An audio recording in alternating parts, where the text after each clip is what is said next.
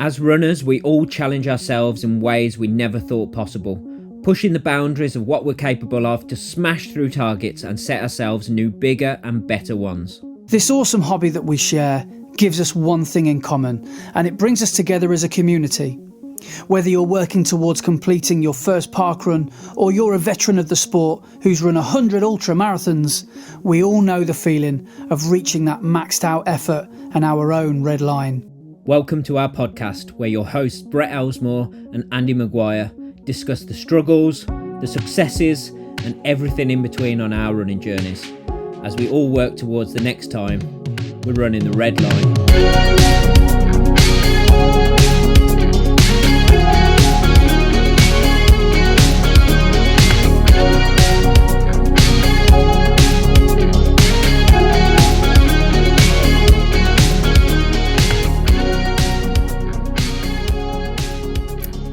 Hello and welcome to episode 54 of Running the Red Line. I am your host Brett, and I am joined as always by my co-host Andy. How are you doing this week, mate? That was the most enthusiastic hello I've ever heard in my life. Hello! Hello! Yeah, well, it's someone. You look a bit taller this week. Someone had a birthday, didn't they, this week? Yes, I did. Yes, another year in the same age group, but a year of being the old man in my age cat now, and another year before I can go up into the next age cat and be the young spring chicken. That's probably what you want, isn't it? You want to be the young buck, exactly, in the older category. So what did you get up to on your birthday? Worked. I was teaching all in the daytime. It was a day of college work, so yeah, teaching all day. I'm not someone who likes telling everyone that it's my birthday and having a big fuss or anything, so didn't tell anyone at work that it was my birthday. Just cracked on like it was another day of work, so that was fine. Then got home and did a bit of housework and did the hoovering in the lounge.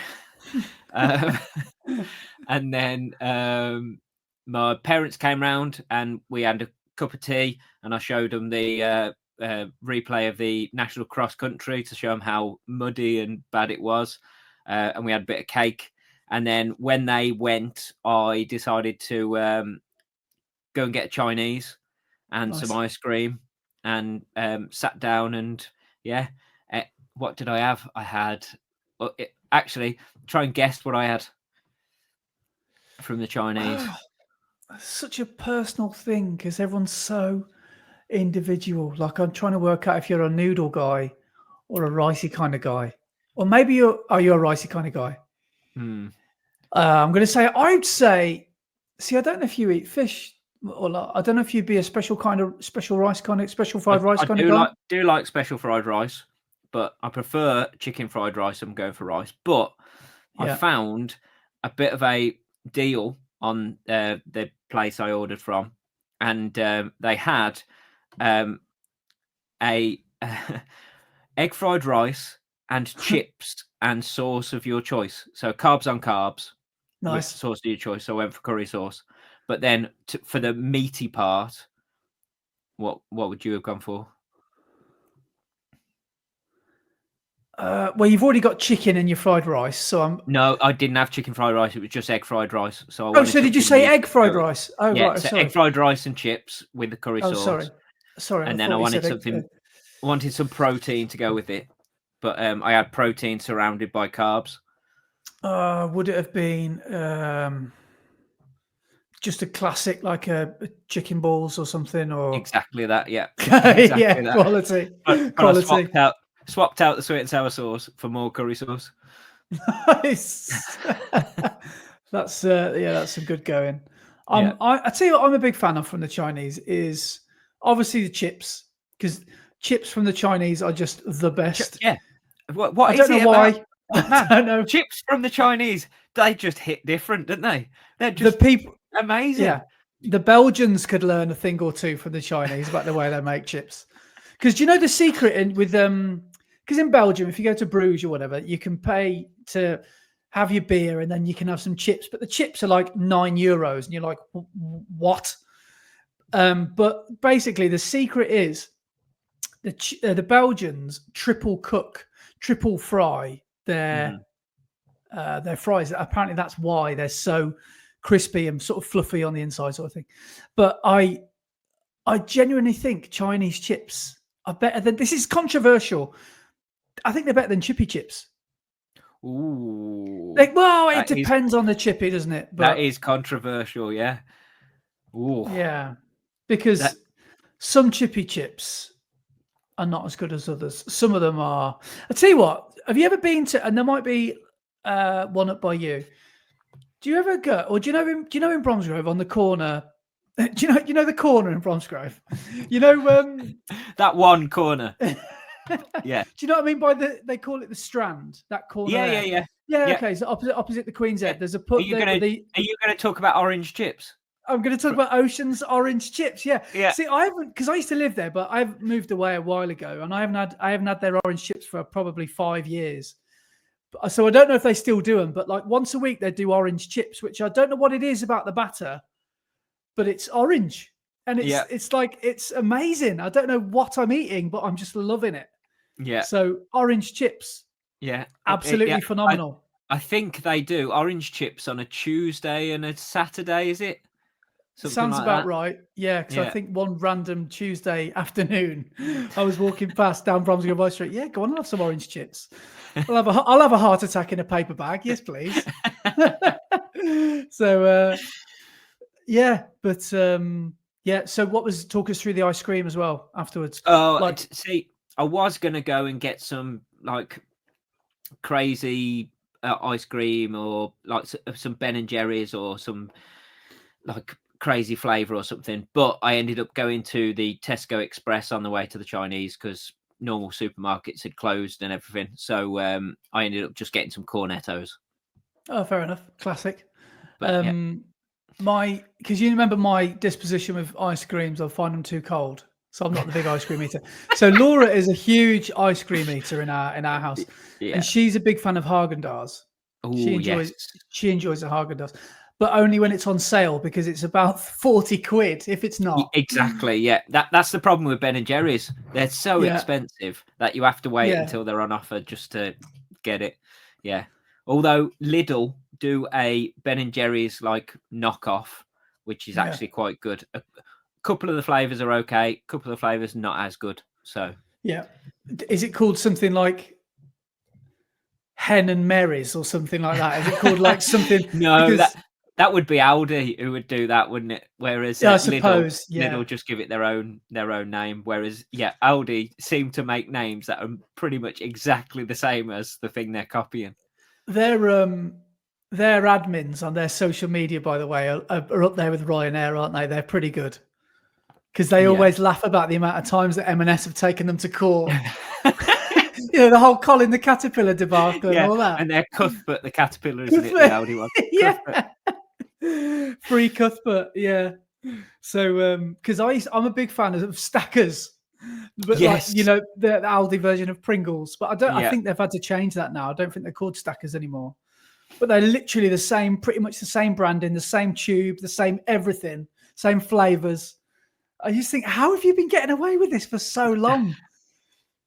But yeah, I think it all depends on what your local one is. I know where there's an Aldi, there's a Lidl within half a mile, probably, because I think that's pretty much how it goes, isn't it? But I think it all depends. It's the opposite side of the road.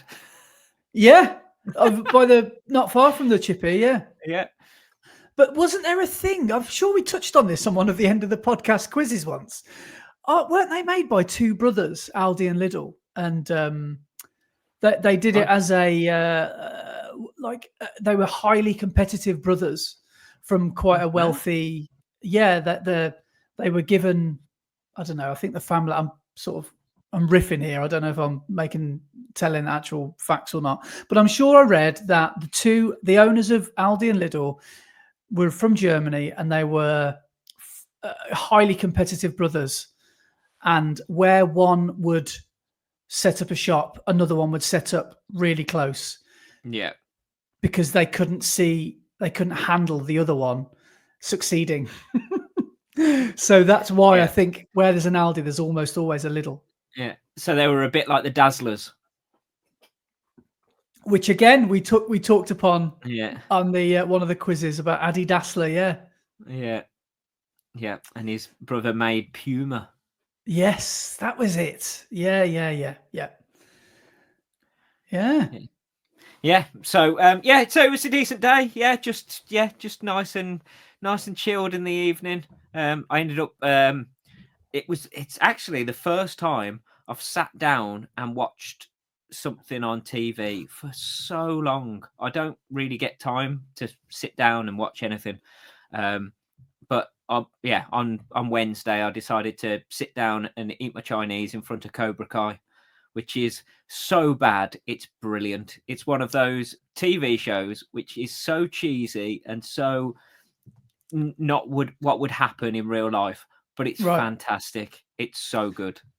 I've not seen it, and I know there's a lot of series to watch, aren't there? And, there's 6 series in total. There's a few of these series that have come and gone, from the States, like Sons of Anarchy and stuff. I've never watched that. Yeah, I never watched that. There's a few that have just passed me by, and but Cobra Kai is one of them that everyone used to talk about that I never watched. Yeah, you should watch it. It's brilliant, and it's full of nostalgia from the 80s and obviously the Karate Kid and everything. It's brilliant. Well, Laura, I've said this is a rabbit hole. Are you sure you want to explore this? Because it's there's a lot of time will evaporate from your life, but she's never seen Game of Thrones. Oh, and she wants to watch it. Yeah, and we've just got Now TV, and it's a Sky Atlantic thing, so we can now watch it. But obviously, each episode is like 50 minutes to an hour, isn't it? They're not short episodes, the Game of Thrones ones. Nope. And I've prepared her for the end because we all know how it ends. And she's like, no, that's fine. I still want to know what everyone was talking about and everyone was moaning about. It's fantastic. And do you know what? This is controversial. I didn't mind the last series. I thought it was all right. I think I was heavily influenced by other people's opinions on it because I didn't watch it live. I only watched it a few months later because I didn't have Sky. I had no way of watching it at the time. Yeah. And I remember watching it just because I thought, I've missed the last series and thinking, oh God, this is rubbish. Why is Daenerys losing the plot and blah blah blah. But yeah, it's a little bit Hollywood, isn't it? The ending and it's the big explosions and stuff like that, and the big ending. And they did rush the story a little bit because it's not actually been written. George R.R. Martin didn't actually finish the story, did he? He hasn't written the last book, so he basically told them what his idea for the last bit of the story was, and they riffed on it and made their own version. So it rushed. They rushed it, and I think it was supposed to be more episodes, wasn't it? But then they had to cut it short and make it in half the amount of episodes. So that then ruined the story a little bit. But really, it wasn't that bad. It wasn't as bad as everyone makes it out to be. No, at least, sorry to anyone that hasn't watched it, at least it didn't the endings weren't left open. That it was almost like you can close the book now, So that was, there was at least, because sometimes when you watch something and then it's an open ending, you're like, huh? Is that how you're going to finish it? Yeah. So that there is that, but this is controversial. Do you know my favorite character from the whole series, the whole franchise of Game of Thrones is? And I'm not even going to apologize. Joffrey. Correct. I love Joffers, man. I just think he's an absolute legend. He's but considering when he took the role, he was really quite a young actor, wasn't he? Yeah. He actually plays it so well. And I think with, if you're walking, I don't even know his real name, it's something Gleason, isn't it? Yeah. But if he's walking down the high street and people are literally still abusing him and shouting things at him 20 years later, you've done something right. You've done your job well. Yeah. And because he's so hated, he's so like, he stepped away from acting for a while, didn't he? Because of that, he was getting Really? stereo cast, so he was getting only being offered roles for Yeah. that style. And everybody was basically giving him a hard time, thinking he Yeah. was actually Joffrey, um, Actually a child yeah, murderer. Yeah, which yeah. happens all the time. But I think he started getting some parts again now, so he's coming Yeah. back into it. And Tyrion Lannister, absolute Yeah. legend. Just love Tyrion. I'm actually quite looking forward to getting my teeth stuck back into it, actually, because it is a good show. And it is kind of one of those, a bit like, for me, the daddy is Breaking Bad, though. I've Oh, always yeah, it was always fantastic. loved Breaking. I know you're the pinnacle of is Lost for you, but Yeah, I Breaking Bad, I could watch that again and again and again. And I just absolutely love. I just love it. I don't know why I love it so much, but I do. But it's just, I just love it. yeah. But It is very good, very good. Yeah. But at 15 minutes in, we haven't even mentioned any running. We've been talking about Tyrion Lannister and exactly. do you want to see my cup? Today's cup? Can you read that, Mr. Right? You can guess what Laura's cup is. Mrs. Always Right, which is annoying. Oh, okay. So yeah, it's one of those things we got as a wedding gift. But Excellent. I just smashed hers, so we've only got ours. No, I didn't really.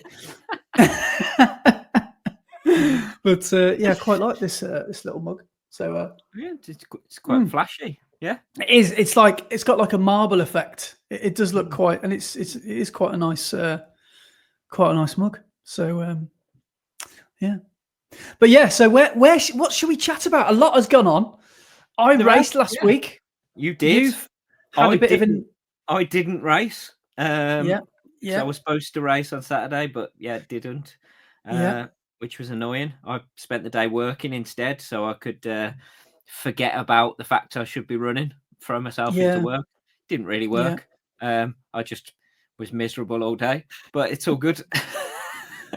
That must have been a hard watching cross country. Yeah. When I watched it back when I got home, it was annoying because it looked like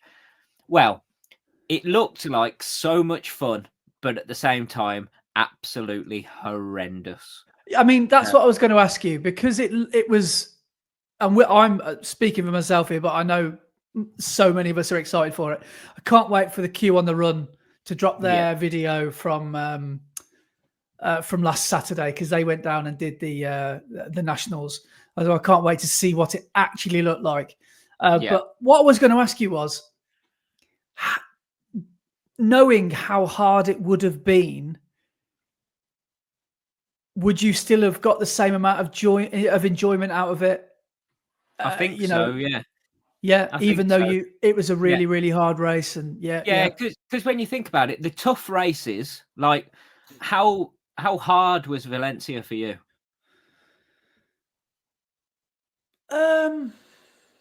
Was it up there with being one of the hardest bits of running you did at the end of the race? Yeah. And you still enjoyed every second of it, didn't you? And felt amazing after it. Yeah. It's the same. It's a shorter race, but running through all that mud whilst you're doing it, you're in pain. You're absolutely knackered. But when you finish it, you go, "That was incredible." So, I do. I do think I would have really enjoyed it, even though it would have been so tough. The conditions looked crazy. Man. Could you imagine if you'd have just gone, I'll probably be fine, and just got in the car and headed down there? Yeah. And it just looked like, well, go on. Yeah, we may as well have a chat about it. So if the actual course was 12K, wasn't it? Is that right? Yes. Yeah, 7 miles. Total? Yeah. And it was how many laps roughly of Parliament Hill? So it started, and from the start went straight up Parliament Hill, and then I think there was a smaller lap and then 2 big laps. Right. So it was 3 laps, but the first lap was a bit shorter. Yeah, and the men's race was on last, wasn't it? the men's Yes. senior race. So how many races had been on the course then before the men started to race? It's a good fair few, isn't it? I think there was 10 races during the day. So So the senior men juniors, was obviously the 10th race, yeah. Yeah, yeah. so there would have been, I think there would have been under 15s, under 17s, under 20s. There may have even been under 13s as well. So, yeah, on that course, it was properly churned up by the time the men got on there. It looked absolutely disgusting. By the time it was just a sea of black, wasn't it, from the TV? Yeah. You know, looking at that mud, it just looks Yeah. like and There was one bit where the camera was on like a bit where there were people running away and towards the camera at the same time, and you could see some people were just going through the middle of the mud, and some people were going wide to go around it. But the ones who were going through it, you could see it was like more or less up to their knee, and yeah, wow. it looked incredible. I think if you just came home with a pair of spikes, that Yeah. probably goes down as a success. 'Cause I wonder how many people lost, you know, one or maybe both shoes. Yeah, That and day. if you lost it in there, you weren't finding it. You weren't going to find No, it. and in a way, because I know you were saying it would be great if I could make my cross country debut at Parliament Hill, but I'm glad that I didn't, to be honest, because if I'd have been like, is this what cross country is? No, thanks. I'll stick to the track. Yeah. I'll stick to the roads, please. But I'm excited to building up to doing it maybe one day, and I'm glad that I didn't just go straight hell for leather into it. Yeah. But yeah, we stuck it on well from I watched it from home. I don't know if I think you watched it live as well, didn't you? I watched it on iPlayer, and it looked the start. Was it on iPlayer as well? Oh no, it wasn't iPlayer. It was on YouTube. It was England it was Athletics, wasn't on it? YouTube, yeah. Yeah, I couldn't remember how I streamed it, but it was it was England Athletics, wasn't it? But yeah, the start looked bonkers. So can't wait to hear about how the Quiney's got on at the start, because that must have been a straight sprint to the top of that hill to try and jostle for position. Well, yes. There was 2,500 people on that start line, all flying towards Parliament Hill.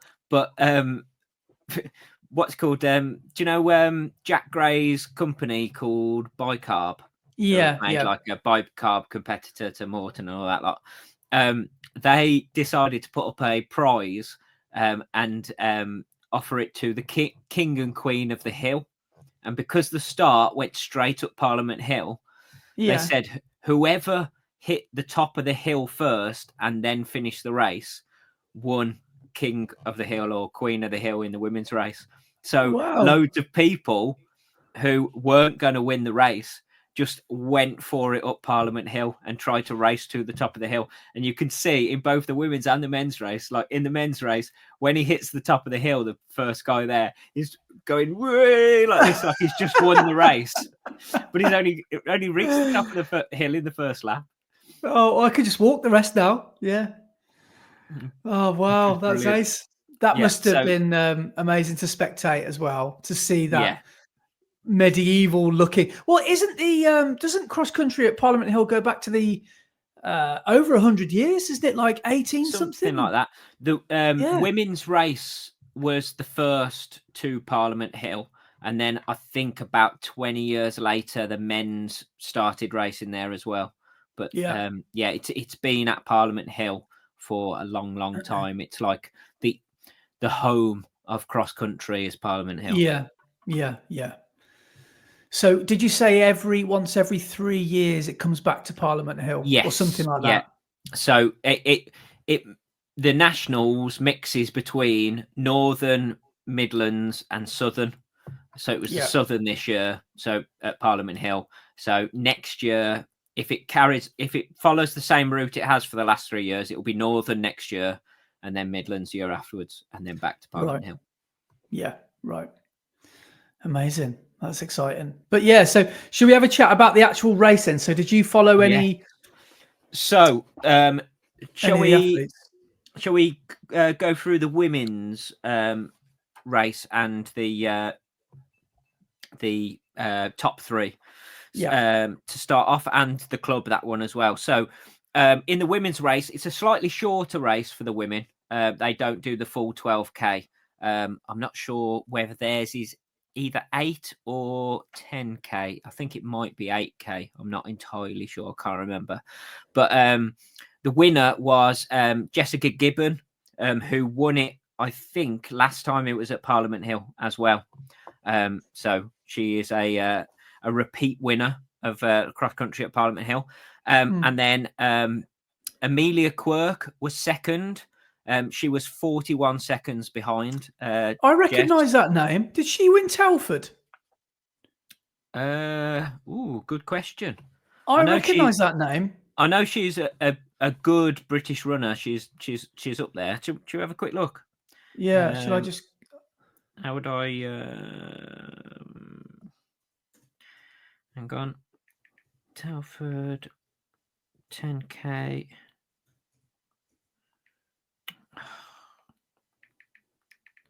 Telford 10k. Oh, she won. Yes. Jack Rowe 28:01, and the winning lady was Amelia Quirk in 32:40. Well, there we go then. Yeah.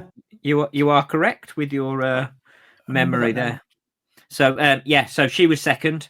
And she was 41 seconds behind. And then in third was Olivia Mathias, who had a bit of a sprint finish for the third place. I think the girl who came in fourth was about 2 seconds behind.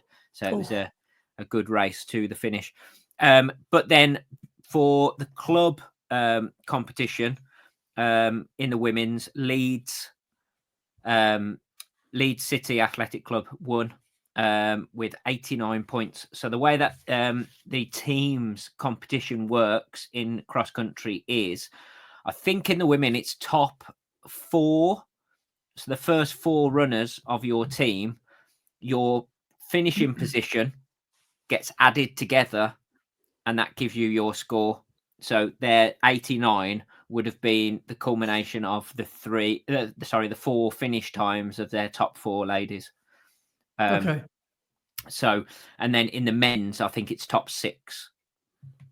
Because I'm sure I read in the men's, is it Highgate Harriers had like 50 club runners or something? Probably. They had, and like, you just think, well, most clubs will probably only have about 5 or 6 or something. Yeah. But if you think about it, where is Parliament Hill? Yeah. It's down the road from them, isn't it? It's in Highgate, yeah. And Highgate Harriers train around Parliament Hill for cross-country season. And just down the road, so the same train stop you'd get off for Parliament Hill is the same one for the track where, like Highgate track, where the night of the 10,000 PBs is usually. But that's not happening this year, is it? They're having a year off. Right. But yeah, so it's that is Highgate Harriers, neck of the woods, basically. Yeah. So it's not surprising they had so many people running, because they didn't have far to travel. Yeah, fair enough. Yeah. But yeah, so Leeds won the women's team, and then in the men's, this was the race that I watched back fully when I got home from work. And it was a good old battle up the front. There was a good group of them for the first lap and a half, maybe 2 laps, and then a couple of them broke away. And then with, I'd say, probably about 2k left to go, the leader started to make a bit of a gap, and then ended up having 31 seconds on second. But the winner was Richard Slade, who finished in.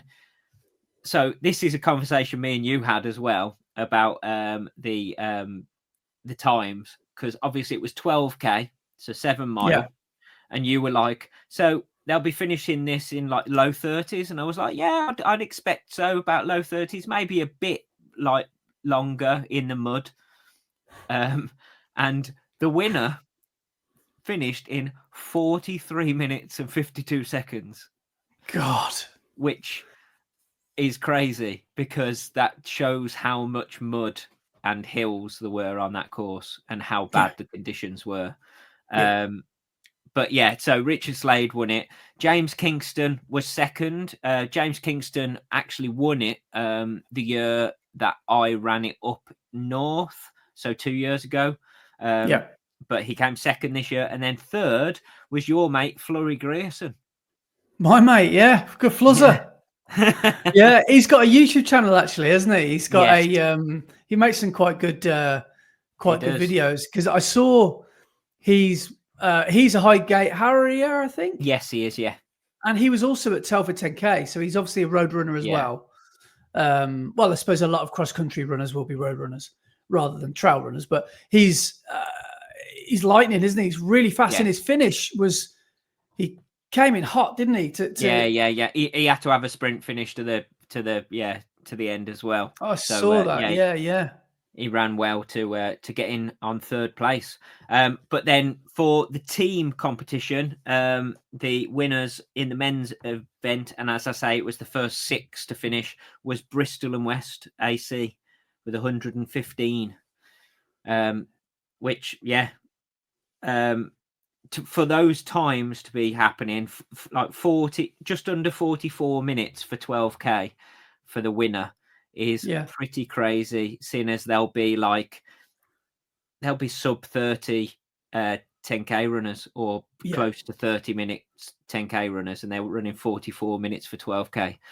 So sort of shows how bad the conditions were. But I'd love to know how much they slowed down as well, because I wonder if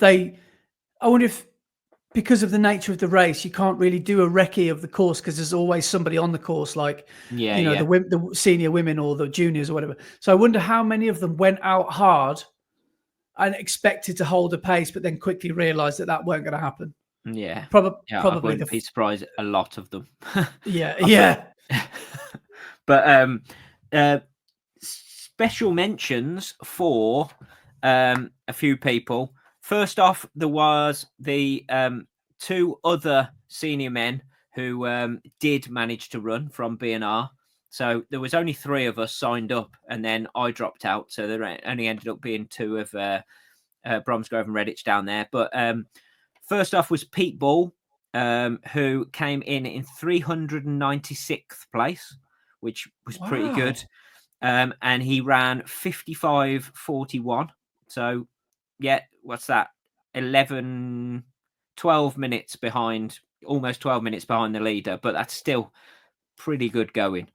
And then Wayne Watkins came in 510th in 57:50. So they both ran really well to come in, more or less the top 500 of 2,500 people. You're going pretty well to do that. But then I thought I'd also mention the Quiney brothers. So there was only 2 of them that actually made it to the race.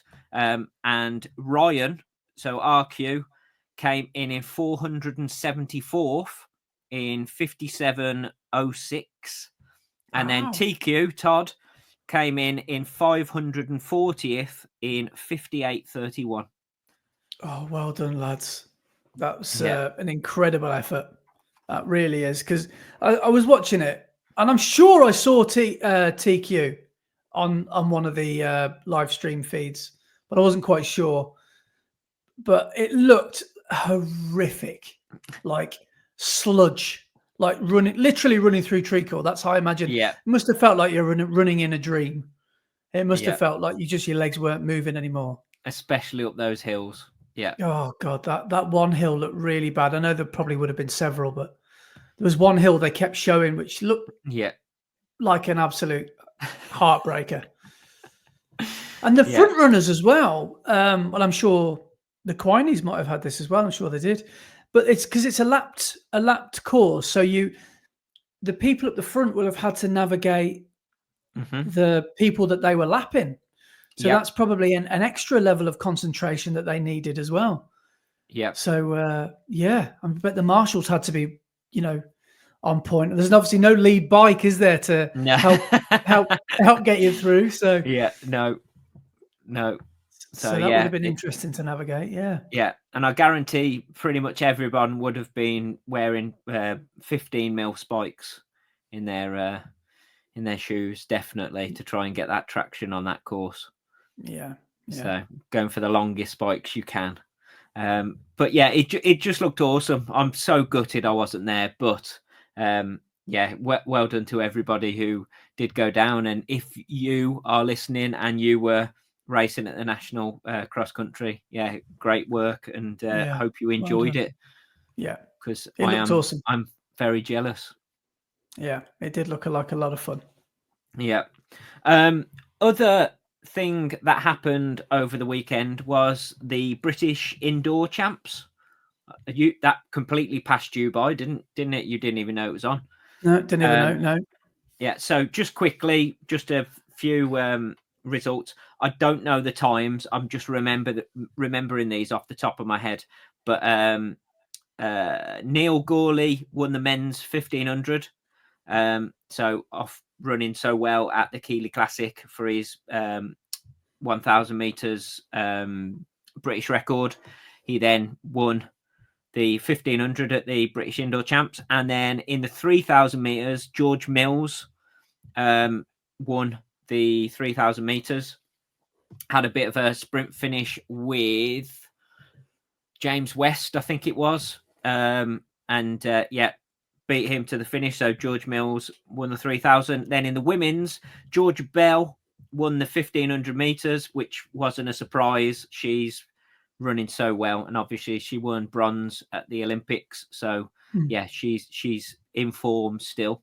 And then Hannah Nuttall won the 3,000 for the women, out kicking Laura Muir, which was a bit of a surprise, but Hannah Nuttall's running really well at the moment.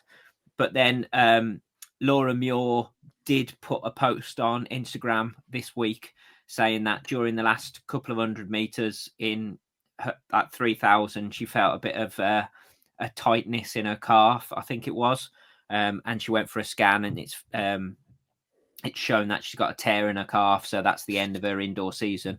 So even though she qualified for Europeans, she got in touch with British Athletics and said, I'm not taking a spot, offer it to the next person, because I'm not going to be running for the rest of the indoor season. So hopefully she has a quick recovery and she's back racing soon. So does indoor season go up until it's warm enough to get outdoors? Is it like until about April or May or something? Yeah, basically. Yeah, right. Yeah, so we've got Europeans coming up and then World indoors. So, the world champs that were in, was it not Eugene? Where was it last year? Budapest? I can't remember where it was. Is that a yearly thing or every 2 years? Or, when are the world champs? The world champs are pretty much every year, I think. Right. Because they're always... World champs this year in Tokyo. Oh, are they? Yeah. Because that's always... Which will be interesting because it's World Outdoor Champs.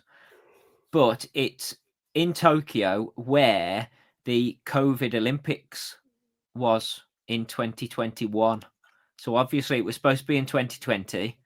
Then the lockdowns and everything happened. So they eventually did the Olympics in 2021 in Tokyo, but no spectators were allowed in the arenas. Yeah. So all of the people who went to do Tokyo Olympics, although they had the Olympic experience, didn't really have a proper Olympic experience because they didn't have any spectators in the place. So if any of the people who were at Tokyo Olympics then go and do the World Champs this year, it'll be a completely different thing. And they'll actually be able to go and explore Tokyo as well, rather than just being confined to a room and the track. That must have been a miserable experience for a lot of those, most of those athletes, all of them. Yeah. It must have felt like you were, I don't know. Yeah, it must have felt like you're in a computer game or something. You just like, what? This is just bizarre. So yeah, that's a good point. Yeah, I'm sure a lot of the athletes will feel like this is the experience that we missed out on, and now we get to have a really good go at it. Yeah. So that should be interesting the end of this year. But we've got loads of racing coming up before then, and obviously, as I said last week, we've got Grand Slam track coming up soon, which is going to be very exciting. Yeah. Well, speaking of Tokyo, this weekend is the Tokyo Marathon, isn't it? It is indeed, yes. I don't actually know who the favourites are or who's racing. No, I haven't seen the elite lineup at all. Because to be I honest, could be completely wrong about this, but I think as the majors go, I think it's somewhere sort of mid-table, isn't it? It's not one of the faster ones like Berlin and Chicago, but I don't think it's as hard as, say, Boston or New York, is it? I think it's somewhere in the middle. Yeah. Somewhere similar to London, maybe, I guess. So, but yeah, we'd love to, if any of you are out there in Tokyo, let us know what the experience was like, because I'm sure it's a really unique experience out there. So, I do know someone from BNR who is going out there to run Tokyo, a guy called Daryl Thomas. So yeah, best of luck to Daryl. He is also running London. So he's going out to do Tokyo, and then he'll have a few weeks back in England before he goes down to run London. But he's the guy that I told you about that ran Boston on the Monday. The 1 year, ran a sub-3, and then on the Sunday afterwards, so 6 days later, ran London and ran another sub-3 with jet lag. Yeah, that's mental, isn't it? That's crazy. That's an insane amount to ask of your body, isn't it? Yeah. So he's no stranger, obviously, to pushing his limits. Oh, that's awesome. We'll have to ask him how he got on. I'm sure he'll be. You'll see his Strava in the next few hours, I guess, because they're 12 hours ahead, aren't they? Something like that. Something like that, yeah. So when we're going to bed on Saturday night, the race will just be starting, won't it? So yeah. Actually, hang on, what did he say?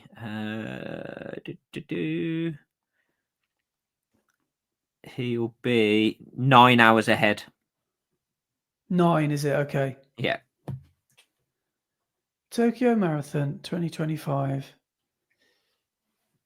elite field. Let's see who's racing it. See if we know anybody that's doing it.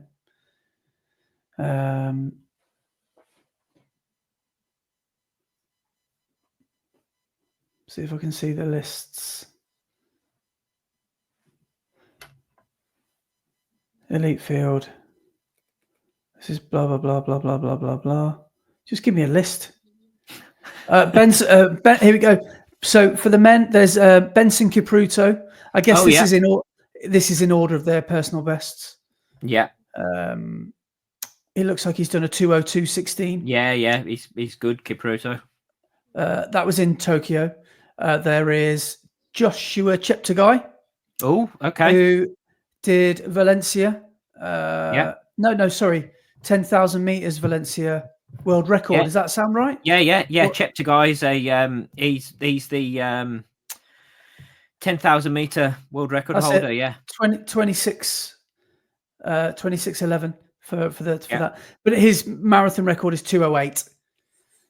Then there's someone called Deresa Galeta, who's done a 2:02.38 at Valencia. Someone else called Vincent Ngetic, which I've heard of him. Or is it Kip Kemoy Ngetic? He did. He's never done. He's done Berlin 2:03.13. Tadise Takeli, Dawit Walde, Leal Gabri Selassie. Let's have a look at some of the ladies, if I can find those. Just scroll down. Here we go. So the ladies, we've got Satume Kabede. She's done a 2:15 at Tokyo. Bridget Kosgei, 2:16. She was obviously the world record holder for a long time, wasn't she? Yeah. And she ran a 2:14 in Chicago. Her best Tokyo is hang on, that's the qualified time, 2:16. Who else is there? Tigst Ketema. I don't know who that is. Rosemary Wanjiro, I've heard of her. She's done 2:16.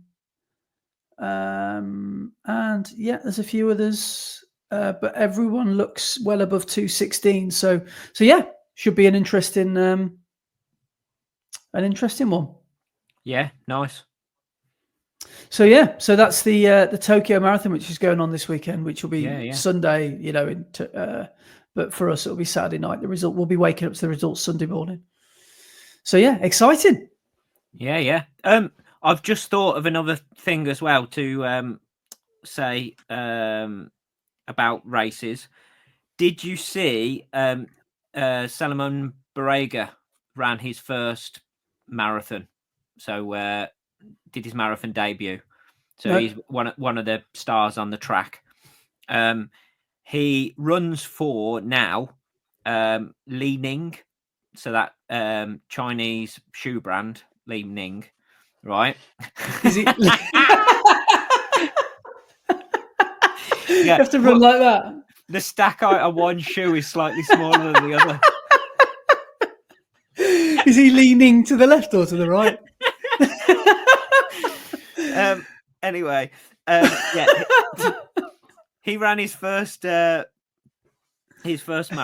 and he won it in 2:05:15, right? Yeah. Which is pretty good, but he ran his last 2.2k. So when he hit 40k, he then really started to feel the marathon hitting his legs, and he ran the last 2.2k at 2:24 marathon pace, and he finished in 2:05.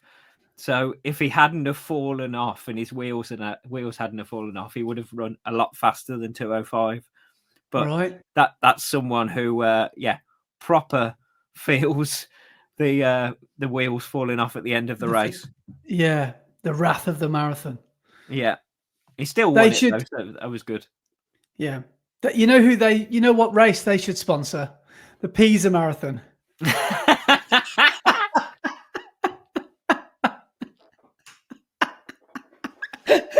And here are official sponsors of the Pisa Marathon: Leaning. Brilliant. Well, I've never heard of them. Did you see, by the way? I think they're the ones that sponsor Kenyan Superkele. Oh, okay. Yes. Yeah, I was aware that he was sponsored by a Chinese brand, and he wears these shoes, doesn't he, that you can't get in this country or something like that. Yeah. No, didn't we look them up, and they're like not affordable. Like, I mean, what depends what affordable is, but aren't they only like these super shoes are about 140 quid or something like that? It's a bit like the decathlon ones, though. What are they? Kiprun. They're affordable as well, aren't they? But yeah. Talking of super shoes, you were looking at some super shoes just before we started recording, weren't you? What, the Zara's? Yeah. So high street fashion brand Zara have decided to make some carbon plated running shoes. Apparently they're mega stiff though, aren't they? Apparently they're like, If that's not jumping on the popular running bandwagon, I don't know what is.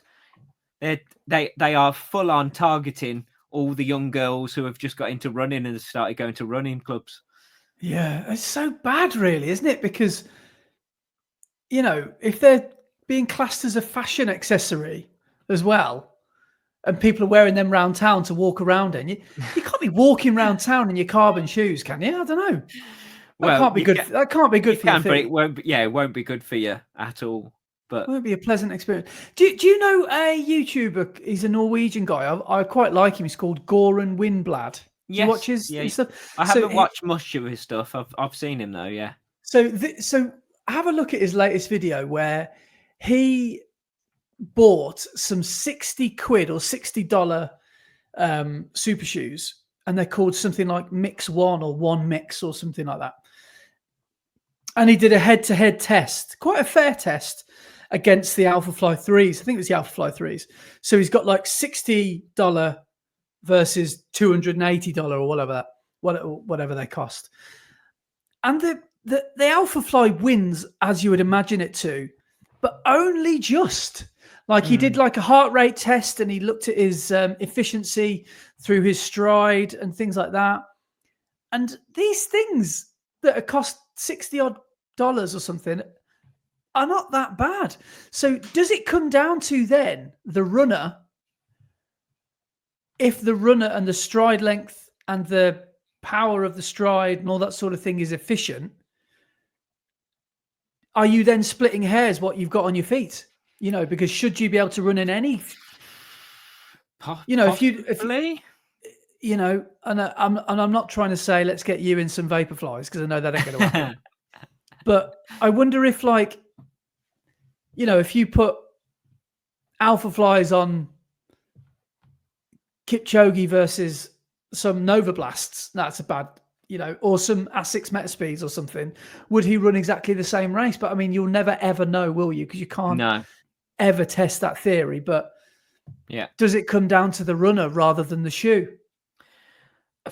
Quite possibly. But at the same time, different shoes will suit different runners, because they say some people are non-responders to super shoes and don't actually get the benefits of super shoes, whereas some people do get the 4-5% benefit from super shoes. So I suppose it does depend on how you respond to the shoes that you're wearing. Yeah. But like some of these cheaper super shoes, they can't be bad, because if Kiprun are making shoes that are half the price of a pair of Nike Alpha Flies, and people are still running really well and winning races in them, or this Leaning brand. I mean, Kenyan Bekele broke the over 40s marathon record in a pair of Leaning shoes. How is anyone ever going to take that brand seriously?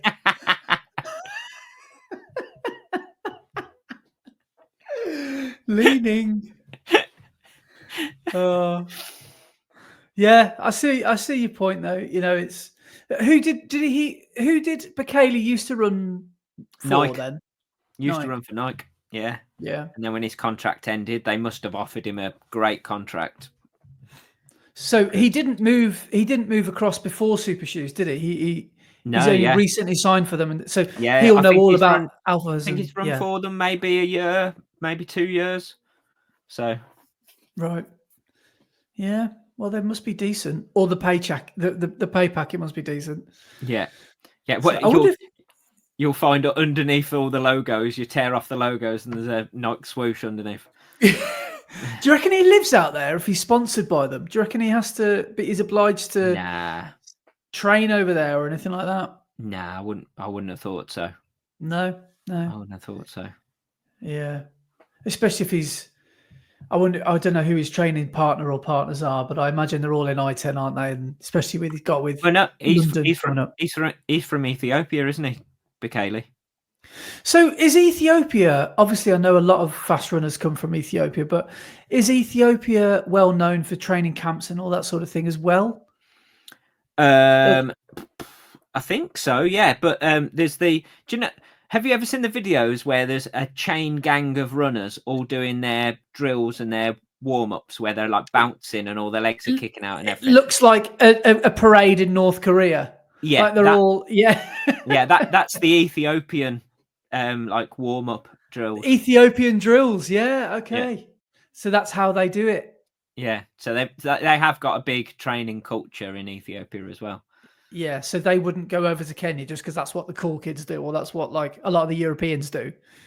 So they wouldn't necessarily go to Kenya, right? Okay. You'll have to tell us because you've got the vest. They'll adopt you like one of their own. Yeah, but what else was I going to say about all of this stuff? Oh yeah, that was the other thing. I completely forgot to mention it last week, but also, did you see when Jacob Kiplimo broke the half marathon world record? Obviously, he was miles in front of everybody else. Yeah, but I think he's Italian runner. Do you know your man Cripper? I don't know if you've ever heard of him. Yeah, I have actually. Yeah, I have heard of him. He does a lot of track running as well and all sorts, but he's up there. Yeah. He ran the same half marathon and he came in fourth place. But I Mm. don't know if you saw him cross the line. But No. he basically he showed exactly how much effort he had put in to running that half marathon. Because he took, I think, maybe 1 or 2 steps over the finish line, fell to his knees, and then just everything came out of his mouth. Oh So all of no. his drinks and gels and everything just immediately evacuated from his body. I've just typed it in and I can't find it. I probably don't want to see it actually. Do you follow Trackstar on Yeah, Instagram? Instagram. Go to Trackstar on Instagram, and it's Yeah. about, what is it? It's the 13th post on their feed. Trackstar. So the thumbnail is him on his hands and knees in his orange vest. Got him. Oh, in slow motion as well. I didn't need that. Oh, that's a proper chunderfest. Yeah, but that's proper. That's showing the proper effort he's put into that, isn't it? That was me after the Chester Marathon. Up against a tree. Yeah, that was me after the Chester. Yeah, no, that was me at bag drop, collecting my bag. Oh god. But yeah, I saw that last week and forgot to mention it, and I thought that was pretty good. But yeah, on one more thing I did have written down from this past week is another Kenyan has been popped for taking EPO and has now been banned from World Athletics. Naughty, naughty.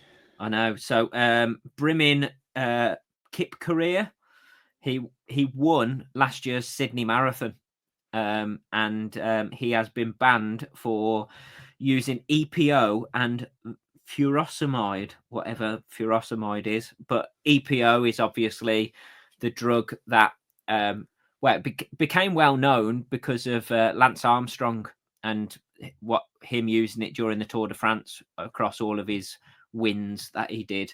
But it's basically a way for the body to maximize the use of oxygen within your blood, so you are able to put more effort in and recover quicker during the race. But yeah, so he's been banned, but that now means there's 123 Kenyans who are on the banned list. Wow. Currently So banned from competition. what other nations are there that is Kenyans? Oh, so yeah. there's a handful from each country, and then there's 123 Kenyans.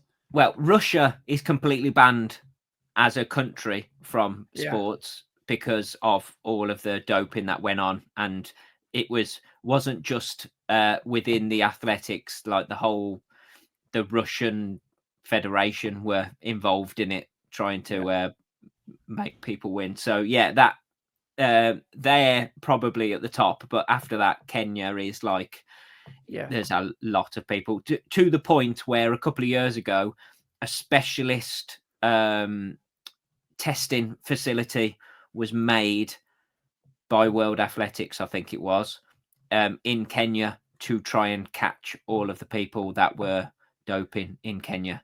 And it must have worked because 123 have now been put on the banned list. I just like the idea that, like, on a Sunday long run, all these Kenyans are out running on the what's that road? I can't remember what it's called. And then just like a blacked out Range Rover just turns up alongside of them, and then they just get bundled in the van and taken to this facility for some testing. Yeah. For some what is it? EPO. Yeah. Oh, furosemide. I thought that was what Undertaker's put on dead bodies, but that's formaldehyde, isn't it? That is formaldehyde, yes. It's not that. I'm gonna do a Google search for this, and then I'm gonna have like a thing come up saying, what you trying to search for that for, eh? Yeah. Mate, if you can get hold of some, get me some. So it is furosemide is also sold under the brand name of Lasix. It's a strong diuretic medication that treats fluid buildup and high blood pressure. It works by increasing urine production to help the kidneys remove fluid and salt from the body. Right. Okay. Whatever you're into, I suppose. Yeah. So it treats high blood pressure. So I'm guessing as you're running, your blood pressure's getting higher. So that furosemide brings your heart rate and everything down. Right. I would have thought. Yeah. I don't know. I'm not a doctor, so I do not know. Yeah. So I'm not going to speculate anymore on that. But yeah. So it's pretty crazy that so many of them are getting banned. But they did say when that testing facility was put in Kenya, they said there are lots of big names who are going to be named and banned, basically. Yeah. And they're all Wow. starting to come out because there's a lot who have been high up and won major marathons and stuff that are being popped. Oh, Well, man. he won Sydney Marathon, didn't he? Which has now become a major. Yeah. So that's not great press for him either, is it? In No, their that's first year of Sydney being Marathon a major. off to a good start. Yeah, the winner of the first ever major has just cheated his way to the front. So Yeah, that's probably some press they could do without. But there we go. So anyway, shall we get on to some training that we've been doing? Yes. I'm going to go first because mine's going to be really quick, and then we can actually get into yours. Because obviously, I on Friday when we recorded last week, I said that I wasn't going to do cross country because I had started to have some issues with my leg since running Warwick half, and it just got worse and worse. And then on Thursday last week, it got to the point where it was hurting to run, and then I couldn't walk on the Friday. It really hurt to walk, let alone run. So I booked in with the doctors for the Monday. Yep. So on Saturday, I had complete rest. I didn't do anything, just because, it still hurt quite a bit to be able to walk properly. So I thought there's no point pushing it. Sunday, it felt a little bit better. So I went down to the gym and used the cross trainer and the static bike, and just did a bit just to try and keep something going over, try and keep some fitness going, but not having that impact of running. And it didn't feel too bad. I mean, it wasn't great, but didn't feel too bad on the Sunday. So then on the Monday, I went to the doctors. Yep. And I saw the first contact physio, they were called. And she basically asked me a load of questions about everything. I told her I was training for London. And then she got me to take my shoes and socks off so she could check out my ankle, where I said it was hurting. And then she got me to roll up my trouser leg so she could check out my calf and my knee and everything. Then she got me to lie on the bed and she was checking out my quads and all sorts. And then she got me to lay on my front. And all the time she'd been prodding and poking to try and find anything. Got me to lay on my front. And then she did some prodding and poking around my lower back. And on my left-hand side, she poked to one bit and I went, ooh. And she went, is that a bit tender there? And I was like, yeah. She carried on poking and prodding around all my back and on my glute. And then went back to that place. And that was the only tender bit she could find. And she basically said that my lower back and possibly my glute, which is where I've had issues in the past, and I had issues in the last marathon block, is causing nerve pain down through my knee, my calf, and my ankle. So it's not anything to do with my calf, not anything to do with my knee. It's transferred pain from my lower back, causing nerve pain down into my lower leg, which is annoying because it's basically my old injury has come back, but it's not giving the same pain as it does normally. So normally the pain is in my lower back, through my glute and into my hamstring. Yeah. But now it's sending pain down into my lower leg, which, is a bit of a pain. But there we go. So I then said to her, what's the best course of action? And she said, well, what you need to do is rest. And I said, that ain't going to work. I'm really sorry, but that's not going to work. I've got a marathon in 8 weeks. And she went, okay, well, just take it easy. And I said, well, I went and used the cross trainer and the exercise bike in the gym. Can I carry on doing that? And she said, yes, that should be fine. Just pull back the intensity slightly for this week or the next couple of weeks and see how you get on. So, so then for the next few days, so Monday, I went and did a little bit, just nice and easy. Tuesday, I went down, did half an hour on the cross trainer, and then did like a hill interval session on the bike, and then an endurance ride afterwards. So I did an hour on the bike, and then did 30 minutes on the cross trainer again, and did my S&C.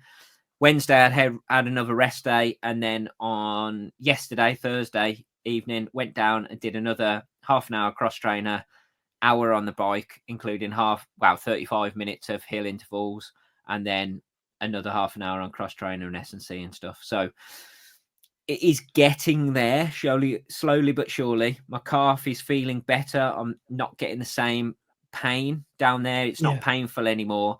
I can just feel a little bit of something there. So I don't know exactly what it is, but it might just be a bit of sensation being sent down my leg from my back. But it's feeling good enough that I may try and go down to Parkrun tomorrow and try a bit of a run. So we shall see. Fingers crossed, touch wood. So have you any idea, what's the best way to approach it? Like a progression run or just completely easy or recovery pace almost? Or I'm going to run down to Parkrun. So I'm going to set off in the morning and actually run down there and see how it feels on the way down there. If it feels okay, I'll do Parkrun. If it doesn't feel okay, I'll just, spectate and cheer everyone on. But hopefully it feels okay and I can actually run Parkrun, and then we'll go from there, see how it feels. Yeah. Well, that's what else you're going to do. You've got to get back on the horse as soon as you can, haven't you? And I basically know the rehab I've got to do because it's exactly the same as what I've done in the past. It's the same pretty much injury. It's my glutes and my back causing nerve pain. Yeah. So there we go. Yeah. But never mind. We shall see. I will report back next week, and everybody will find out whether I can actually run or not. So, five quid says you come back on this podcast this time next week. So yeah, I did 17:30. I did the first 200 meters and I felt good, so I thought I just just went for it. I felt Jacob trying to overtake me, so I said I'm not having that. So but we'll see. Fingers crossed, it feels okay. But so that was my week basically. Didn't really do much at all, but just trying to keep it ticking over. So do you know what's really strange though? I am on the hill interval sessions on the bike, because the bikes at the gym, they move, so they actually move position when you're going uphill and downhill, which is quite cool, as well as changing the intensity of like how you're pedaling. And like the resistance of your pedaling. So I'm absolutely going for it up the hills, really putting in loads of effort, sweating like hell, panting, properly feeling it. And you look at your watch and you're still in zone 2. It's bizarre. It's so hard to get your heart rate up on a bike. So yeah, it's weird. So my watch and Strava basically think that I've lost loads of fitness, even though I'm absolutely going for it on the bike. So Wow. yeah, I can't wait to get back running and actually get the benefits from getting out there on the feet again. So you're doing the equivalent of like 70 mile an hour on the bike, but like 140 heart rate. Zone 2. Yeah. So yeah, grinding up those hills, really, really putting in the effort, and yeah, just your heart rate doesn't want to skyrocket. But Oh wow. yeah, there we go.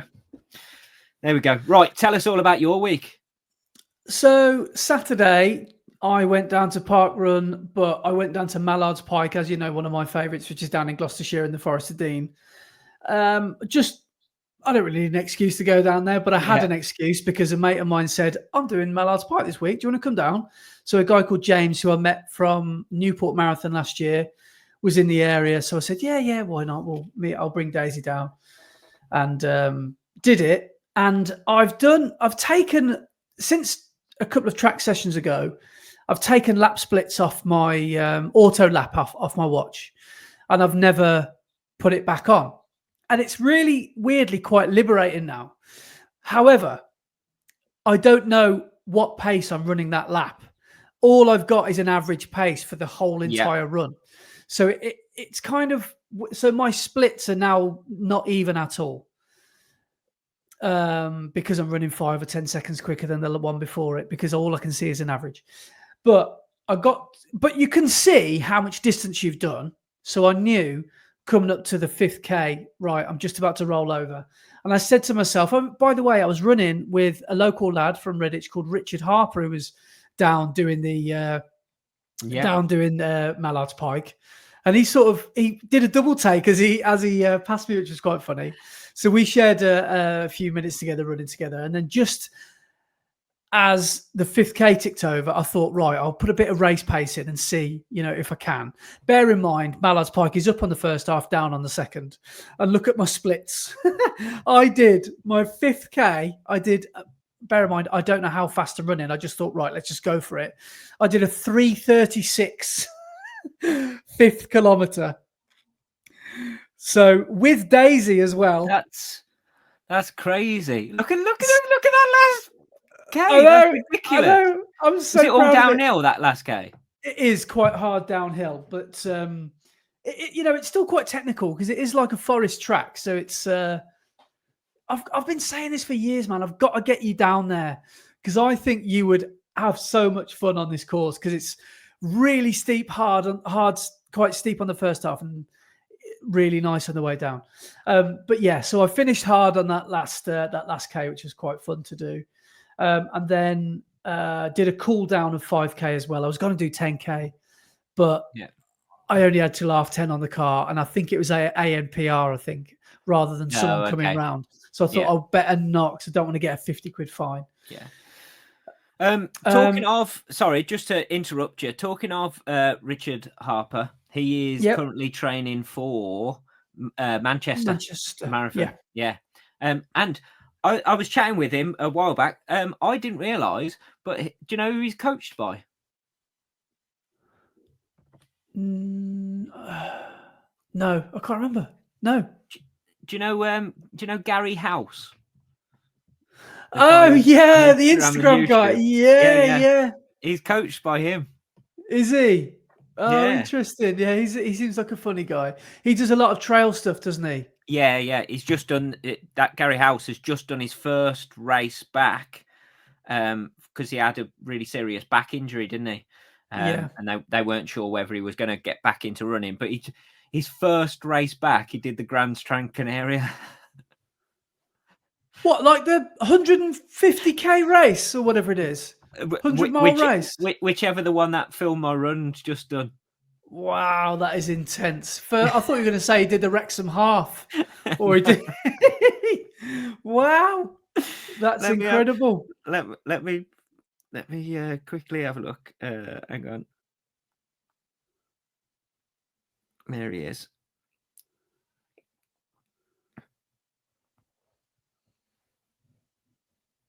Yeah, his first finish line at the Trans Gran Canaria. God, that's an intense race to get back into it. Yeah, just a bit. Bloody hell. That's fair play for doing that. Yeah. Well, moving on to Sunday, it was race day for me. I'll probably, if we've got time, come back to it. Yes. I did the Bourton 10K. I did a warm up, did a K warm up. The weather down there was really quite windy, which was quite interesting. So I did a K warm up, but it was quite mild, which was quite nice. So it wasn't too bad. Then did the race, then got home and did 5K when I got home. Then Monday did a recovery run, 12.5K. And then Tuesday, I did a steady run in my Evo SLs. So first time using them on the road. And I did it like what I call Newport pace. So 8-minute miling. Yeah. A bit faster than easy. Yeah. Tell us all about it. They're just really, really nice. I still haven't worn them on a long run, which I'm really excited to do this weekend. Yeah. But they're really squishy. They're really, really forgiving, yet quite nimble, quite light, quite poppy. That Light Strike Pro without the rods is it's fantastic, isn't it? Yeah. It feels really nice at that pace, that sort of Sunday long run pace, like what we've talked about, and that's exactly what I wanted from this shoe. It was never 4 races or anything ridiculously quick or for 5Ks or anything. It's just purely a long run workhorse shoe. That's why I've got it. Yeah. But I only did 8.5K in it, so I only did 5 mile in it, but. I really enjoyed it. Really, genuinely enjoyed it. It does pick up the pace well, though, as well.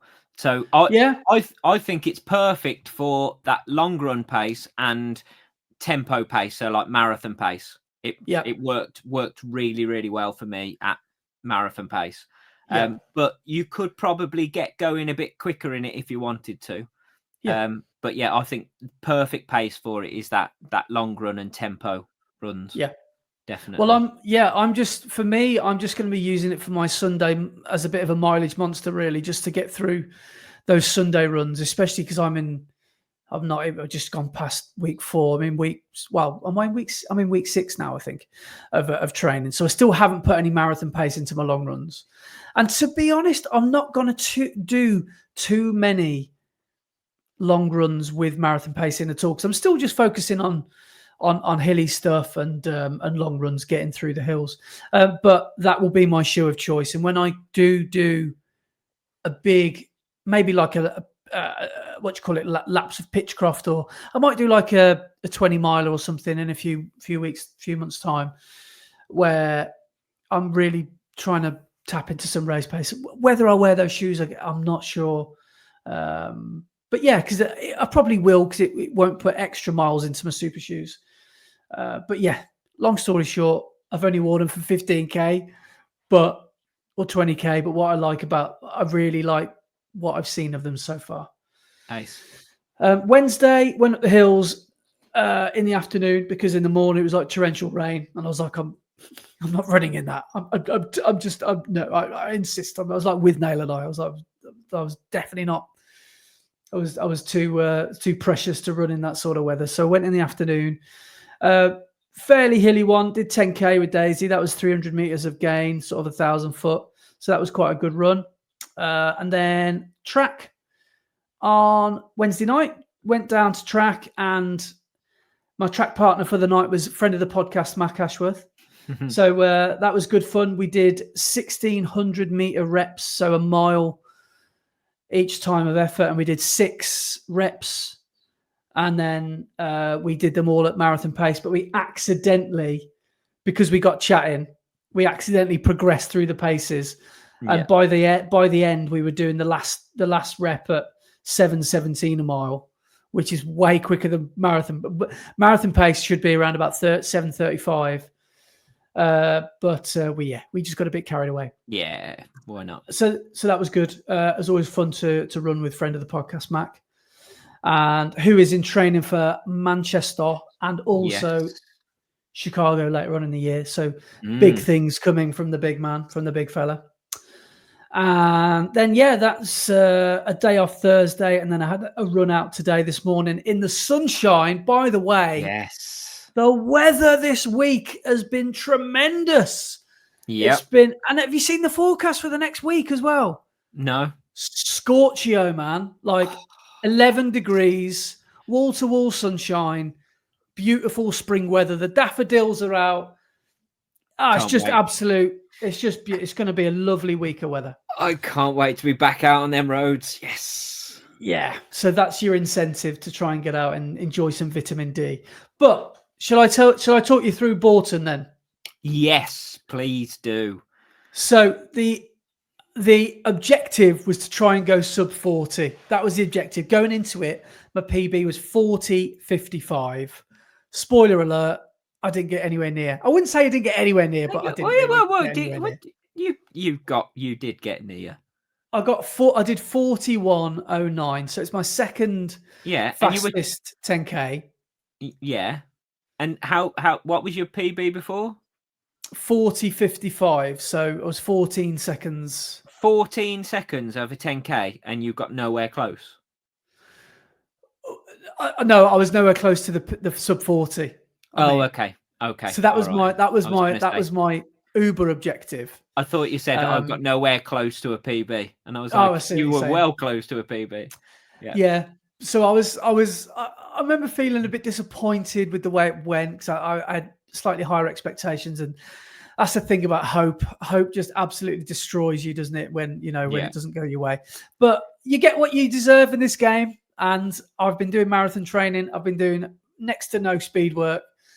Yeah. So what can you expect? And was a time your only objective, or was there anyone you were racing during the race? Well, I didn't realize this, but I was embroiled in a race, in a battle with John Broome from the Two Running Brooms. I didn't know I was in a race with him until today, until we were 5K in, and he's like, "Right, see ya." So So for those of you that don't know John Broome, they've got a running channel with his wife John and Dawn, the Two Running Brooms, and those two guys, I just absolutely love them. And what I really love about them is their wealth of knowledge and experience about the subject of running, because those guys have run a lot, and John will probably be the first to admit that his faster times are behind him, because I think 10 years ago, I think he ran a 2:30, or was it a 2:42? 2:42 is John's PB. Do you know what Dawn's is? No. Is it sub 3? Have a guess what you think Dawn ran PB in. She ran it at London. 2:58? 2:56. Wow. That's the same as you. It's not far off you, is it? It's the same, pretty much, give or take a minute. Yeah. That's incredible. And what I love about those two guys is just that they're just so enthusiastic as well. Yeah. They just love their running, and they're really, really passionate about it. So we started at on the start line, and I knew John was going for a similar time to me, and I knew that it would be good to try and run with John, because he's a seasoned pro. He's no stranger to a 10K. So I thought, right, I'll just get, because that when you go, I don't know, you've probably seen a few vlogs from the race now, because by the way, everybody who's ever owned a camera ever turned up to Bourton and made a YouTube about it. So you've probably seen some footage of it. But when you start the race, after 50 meters, there's a hard right turn, and you do 2 loops of the village, but you literally all bottleneck and go over this little bridge. And there's like a little unwritten rule that you have to start Bourton fast, because you could clip someone's legs or they'll clip yours, so you've got to try and get as much space between you and the person in front and behind you as you can. And everyone started off really, really quite quickly. But I noticed, and so did John, maybe we didn't start far enough forward, but we actually all got sort of boxed in a little bit, and we couldn't quite escape, this little little box that we found ourselves in. So John said his first lap, he'd done about, I think he said he was 7-minute miling, I think. And he needed, about 6:40, I think. And he needs 6:26s, I think. Yeah. And I was about the same. I was looking at my watch and I did about a 4:06, I think. So I thought, I've got it here, 4:03. So I thought, right, not the end of the world. I need 3:59s, but I'll take 4:03. It's never a crime to start off a bit slower. And then I basically tried to hang on to 5K and get as close to 20 minutes as I could. And I got to 5K in, I've got it here, 2017. So not too bad. Okay, yeah. And I was manually splitting as well. And I was noticing that I know everyone says that the course is long, but it was a little bit confusing because my watch was ticking over 50 meters by now. Yeah. Long. So I was looking at my average pace that was saying I was doing 4:01, but in actual fact, I was probably doing more like 4:03, 4:04, because I'd covered a further distance, if you know what I mean. And then we went round the cone at the out and back section, and then John just got away from me. And when you run uphill to go around the cone and you come back into Bourton, and it's largely downhill. And I thought, right, the worst of the wind is over now. We've got a downhill section. I reckon I could try and do, I could go sub 41. But it was like there was a headwind on the way out and there was a headwind on the way back. I was like, how's this happened? What's going on? So what we all sort of worked out was it was a crosswind, basically. Yeah. And it felt like a headwind for most of it. And there were a couple of sections that were shaded, or secure, sheltered from the wind. But a lot of it, you could feel the wind. And by the way, 40 or 50 mile an hour winds were forecast, but it was nowhere near that bad. It was only about, 20 mile an hour gusts, 25 at worst. It wasn't that bad, but it was enough to feel it at 10K pace. Yeah, definitely. But then John just started to get ahead of me, and I was trying my best to try and catch him. But every time I felt like I'd made a surge, so would he. And a couple of people started to pass me, but I just thought, right, it's really important now that you save face and you just don't give in, don't give up. So I did that as best as I could. And I got to, so my splits for 6 to 10 were 4:07, 4:03, 4:09, 4:10. So not that bad, but not brilliant.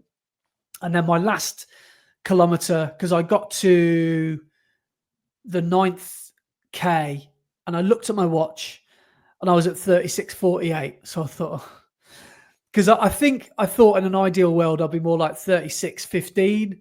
Yeah. And I thought, maybe if I do a really, really fast last K, I could maybe get close to 40. And I almost realized there and then, I thought, this has not gone as well as I wanted it to. So I was already having a bit of a sulk by going around the village. But I saved my quickest K till last, and I did 3:56 for the last K with a bit of a sprint finish. I managed to reel 2 runners in. Excellent. One pretty much on the final sprint, which felt nice. But yeah, it was sobering, and I realised how hard 10Ks are. And I don't think it really mattered what I put on my feet, because I went with the Alpha Flies in the end. I didn't go with the Takumis. And I think in the Takumis, I would have run a very similar race. Although, whose video was it on that you blamed the shoes and was like, "Yeah, I think I made the wrong shoe choice"? Everyone was filming me. I was like, it was definitely the shoes. So I just wanted as many people to know that it was the shoes, not me, that was at fault. But no, you always, you've always got an answer for everything, haven't you? When something goes wrong, you think, well, you've got your excuses ready. So yeah, it could have been the shoes, but most likely it was me that hadn't done the 10K training. I say that it was still a decent run. Yeah, your first message to me after the race was, "Oh, that was awful. I ran really bad," and then I was like, looking at your splits, you ran pretty well. And then later in the day, you were like, "Actually, I'm quite pleased with that." Just in the moment, I was just angry with myself. Yeah. You know when you look at your time, and you hate to say it, but when a time kind of doesn't go the way you want, and it kind of makes you feel like a bit deflated.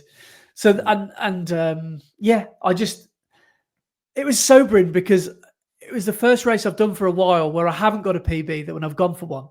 So it was a bit of a like, okay, you're not quite as mega as you think you are, Andy. So wind your neck in a bit, son.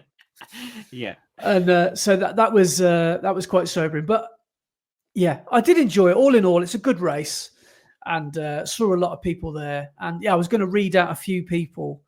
I mean, you guys probably already know all this because you've probably seen all their videos on it. But there are a few people that I saw. Saw Andy Rayner there, the FOD runner, who had a really good race because he just did Alicante in Spain the week before. Yeah, so he ran his second fastest 10K. He did 33:11. Out of this list I'm about to read, by the way, only 2 people I know got a PB. So that wind did cost people seconds. I'm sure of it. The Ryan and Hayley from Rayleigh's Adventures were there. Lovely to see their smiling faces. Hayley got a PB. She did really well. She got round in 45:48, so she beat her Telford time. Ryan was close but no cigar. I think he got 34:11. Not quite sure what his PB is. It must be in the 33s, maybe. I think it is, yeah. I think it's sub 34. Yeah. Saw Tim Gross there. So Tim, I've never met Tim, and he's mentioned me on his like YouTube channel and stuff because he's like a real numbers and data man, and he's got spreadsheets on people's training and stuff like that, and he sort of analysed my Valencia training and stuff like that. So it was quite nice to meet him. He did well, even though he was feeling really poorly, and he'd had a few niggles as well. He did 42:55, and he was there to race John Broome, but as he beat me, he also beat Tim. John Broome, JB, got 40:48, so he got my PB. He ran 2 really consistent 5K splits, and it was really, really good to see the way that John did. Because what I did is 2017 on the way out, I finished with 41:09. So what's that? A 52 second half, something like that. So not a 52 second positive split. So I'm trying to work it out what it is now. Yeah, it's 52 second, isn't it? 52 second. What did you do the first half in 2017? Yeah, I got in at 41:09. 41:09. Yeah, 52 seconds. Yes. Got it right. Then Dawn Broome did 44:26. It was lovely to see Dawn. And there's another Kenilworth runner there, Harry Purewell, who did it in 34:51. Harry's a good lad. He's a really nice guy. He came along to my sub 20, and he was one of the pacers for me that day. So that was great to see Harry there. Mom, it was great to chat to Mom. So I arrived at Bourton really quite nice and early. And what was I doing? I was speaking to camera or something like that. And all I could hear was, Andy! And looked over and I could see Mom in one of his bright orange ponchos on a bench waving at me. I watched his video today, and that bit is quite funny because the footage he's got of you walking, like filming when he's shouting you, it looks, because he's zoomed in on the footage, it looks like a sighting of Bigfoot. It's really grainy and a bit out of focus, and it's just you walking across, like a sighting of a So that was good to see Mom. He got a PB. He did 37:31. So sorry if that's a spoiler for anybody who wants to go and watch his video, but that's out now, I believe. But the winners I've got here, Harry Wells did it in 31:45 chip time, 44 gun time. And I've only written down her first name, Chelsea. She's just called Chelsea. She might be like a Brazilian footballer. She's only got one name.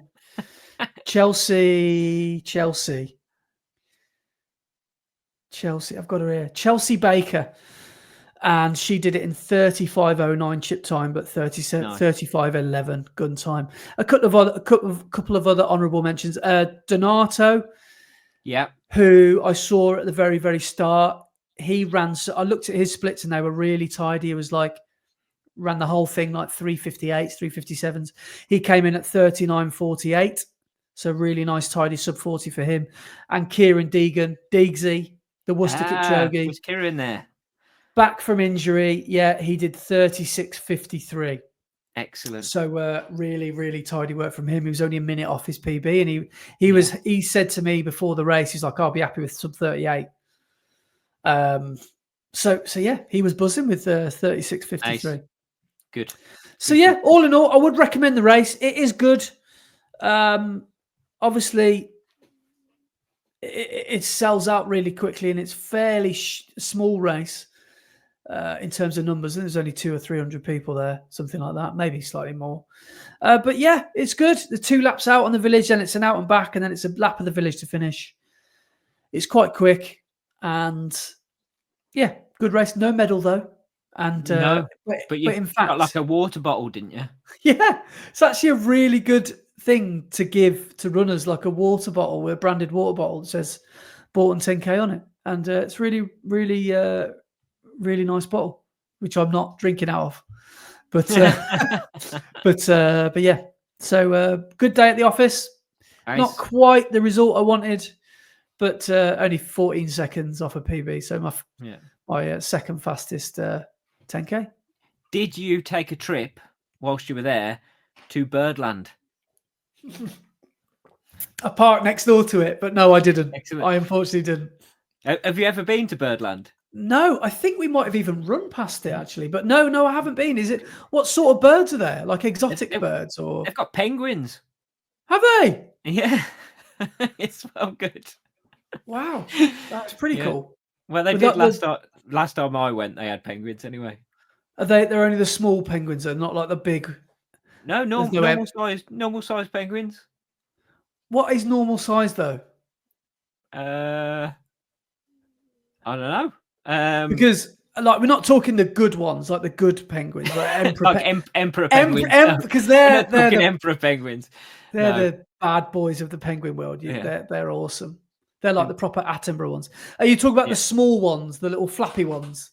Yeah, like maybe 2 foot, 2.5 foot tall.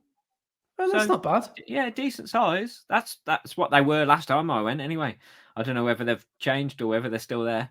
Do you know a breed of penguin that I'm quite fond of? The rock hopper.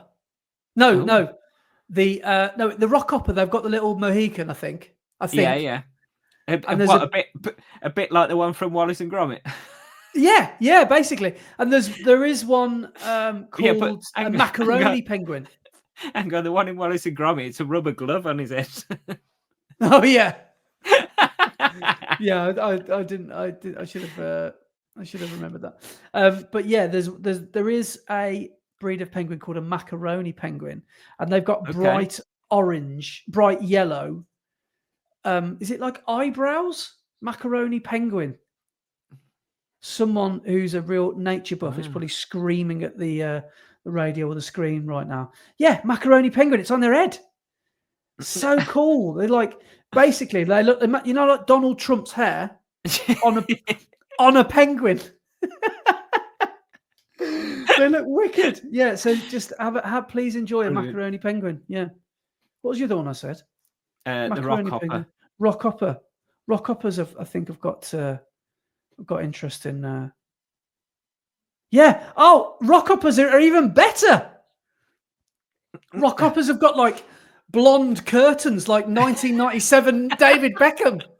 They look like they've got highlights. They look like Nick Carter should be singing. Yeah, I want it that way. Yeah, exactly. Yeah, they look awesome. Please enjoy a rock hopper penguin if you see one. Do you know what my favourite penguin is? Which one haven't we said? The Emperor, the Rock. You're going to say a Batman, the one from Batman. No, I'm not.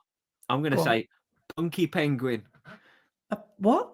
Punky Penguin, as in the plastic penguin you got ice cream in from the Indian restaurant when you were in with your parents. Punky Penguin? Do you not remember that? When we were little, when we used to go to Indian restaurants for dessert, you could have a punky penguin, which was a plastic penguin head with ice cream inside. Wow. I don't remember this at all. I've just Googled it and it does not look familiar at all. But then again, these could be like animations of. Have you found it? Let me see if I can find it for you.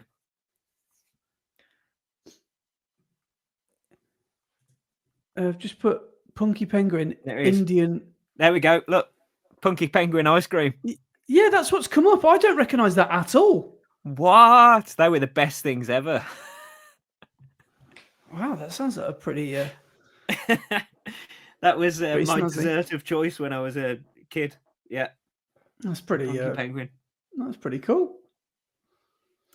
But so that concludes my week. Really good week. 10Ks are hard, but it was good. Also, whilst you were there, did you go to the model village?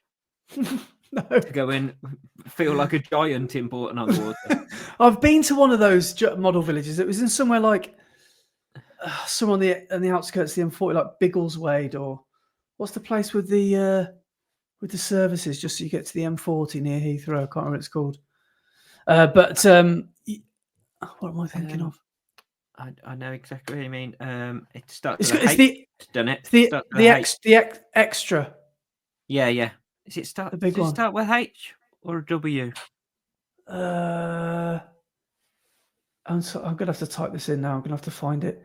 I want to say. I know exactly where you mean. Yeah, because it's got a Weatherspoons in it, hasn't it? Yeah, and the Nando's, and a Starbucks, and a McDonald's, and a KFC. And it's like a circular, so you can pass around the outside, and all the restaurants are on the inside. Right, let's have a look. It's got to be here, isn't it? M40 services. Come on.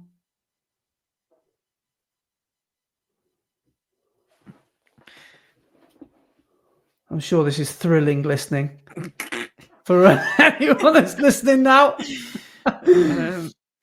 Beaconsfield or Beaconsfield? Beaconsfield, that's it. Yes. Yeah. Yeah. I don't know why I've just said that place though. Penguins. That's where you went to Model Village. Yeah, but I don't even think it was there. I don't actually know where. It was around there somewhere. It was one of the home counties, Hertfordshire. Okay. Buckinghamshire. I'm just naming shares now. I don't know. Right, this podcast has taken a strange turn, hasn't it? It has. So, it has. Have we got time to go through comments and emails? What we on? Yeah, we've got time. Let me pull up the comments quickly. We can rattle through these and then get through some emails. Yeah. Right. Okay. So. Yeah, you can do comments first, and I'll do emails after. Yeah. So. Here we go. First one is from Hello 35. Hello. And they say, would you guys ever consider a run in the Red Line Ultra between marathon blocks this year, just for a load of us to have a laugh? I would, 100%. In fact, I'm definitely going to do an Ultra this summer. So sign me up, definitely. Yeah. That could be good. We could do it as a podcast extra, like bonus episode. Should we fly out to Gran Canaria and do the Trans Gran Canaria, but with no aid stations? Yeah. What's the worst that can happen? Yeah. And why not? That sounds like a plan. It all depends on whether I am running this summer or not. Because if I can get in to get my hernia sorted, I will. Because I wouldn't be surprised if that's what's causing a lot of my problems with my glutes and my hips is because I've got a hernia on the front. I'm putting all of the pressure onto my back and compensating for the fact I've got a hernia. So I wouldn't be surprised for that. So if I can get that sorted, I will. Yeah. But if I'm back running in the summer, definitely. Yeah, I'd be up for that. Good fun. You've got the new trail shoes you've hardly used. Trail shoes? Yeah, didn't you buy trail shoes last year and you've hardly used them? No, I bought trail shoes like 2 years ago. The graphics, are they graphics? Yeah. So I've got a pair which I just wear basically to walk to and from cross country, across the grass. And then I've got a brand new pair that I've never ever worn, but they're more race shoes, that like race trail shoes rather than long distance trail shoes. So Fair enough. I do want to buy a pair of trail shoes, and doing that ultra would be a lovely excuse to buy more shoes. So yeah, I'm up for that. Yeah, sounds good. But yeah, so next comment was from Sherry Oram 72, and they say, "You guys are the only podcast I know of that does the super long format. Love it. Cheers." And they are from Canada. Cheers. Yeah. Nice one. Thanks for listening. Yeah, thank you very much. Yeah, I'm not surprised we're the only ones who do this super long format because no one else can be asked. Everyone else is in bed. We should be in bed. It's about 12 o'clock at night. It literally is 10 past 10. It's getting past our bedtime, isn't it? Yeah. But yeah, thank you for that. Next one is Kerry Vine, says, "Love the pod as always. Brett, love your new haircut. Looks great. Suits you." Yeah. Look at that. That's good. Little admirer. And then Mac Tracks, so friend of the podcast, Mac, says, "Looking sharp, Brett." Look at this. Getting all the compliments. Getting all the compliments. Lydia Brooke says, "Love the hair, Brett." Look Are you just making these up? Just say. Yeah. Next one is from Obi-Wan Brand. "Brett, your hair really suits you. You look fantastic. Would you like to go out on a date?" Well, Obi-Wan Brand, yes, I would. Yeah. I shall see you tonight. See you later. Next one is from Juck 2023. "Nice hair, Brett. Just wondering, will you guys be doing a 20-mile race event during this training block? Found out about the Fishing 20-miler race from your previous podcast and video, and I have entered it for this year to be my longest training run for Manchester. Although it is 4 weeks before Manchester, and most training plans recommend doing your longest run 3 weeks before. So unsure how to run the week after Fishing. Any tips or ideas appreciated, as I find I get so fatigued and takes me longer to recover towards the end of a block than I skip runs during the taper." Well, I think first and foremost, that is a great race to practice marathon fueling, marathon kits, marathon pace, all sorts of things. And it falls at a good time in most people's block as well. So that's pretty awesome that you're in. I am not personally doing any races that long, further than a half marathon during my block, purely because I forgot to enter Fishing on time. Otherwise, I probably would have to do that. But in terms of timing, yeah, I mean, you'll know your own body better than anybody. So depends on how you want to run the race. I wouldn't run. Well, it's not a good idea to run the whole 20 miles at marathon pace. It's no, definitely not. If you are worried about it being close to race day, then just reduce the intensity of it. Maybe only do 5K or 5 mile at marathon pace. You don't have to certainly do half of it or more at marathon pace. And just because it is a race, don't mean that you have to race it. Treat it as a Sunday long run, as your longest Sunday long run of the block, but just reduce the intensity maybe if you're worried about recovery. But yeah, I think that falls at a decent time for you, 4 weeks before. Was it 3 or 4 weeks before? 4 weeks before this time, because it was 3 weeks before Manchester last year, and that's why it was so perfect for my longest run of the block. Because as they say, 3 weeks before your race is the best time to do your longest run of the block, because then you've got 3 weeks of taper afterwards. So yeah, having it 4 weeks before does disrupt training a little bit, but as Andy said, it's a perfect race to try out fueling and like tactics for the day. But yeah, don't race it as a race. Don't do a 20-mile race. Do it either as a long run session where you're putting in blocks of marathon pace and then bringing it back to steady or easy or whatever, And yeah, I did it last year as a progressive run. So started off a lot easier and then just progressed each 5 mile. So I only did 5 mile at marathon pace. So I think it's a great race to do, but yeah, don't race it. But then the week after is going to be interesting because you don't want to go and do another 20 miler. If 20 miles is going to be the longest run of the block, you don't want to go and do another 20 miler the next week before you taper. But at the same time, you say you get really tired and really fatigued and takes you long to recover towards the end of the block. So it might be good to do a bit more of a taper. So do fishing 20 miler as your longest run. And then the next week, still do a long run, but just reduce it a little bit and then start the taper. So yeah. Although you were hitting your top mileage 4 weeks before, the next week still is decent in mileage. It's just reduced slightly, and still do a Sunday session. But yeah, that should work. Fingers crossed. But yeah, with the recovery, it's all about making sure you allow your body to recover. So it's fueling your body properly. So make sure you are eating enough, even if it feels like you're eating too much. Your body needs it to actually fully recover. And then make sure you are actually resting.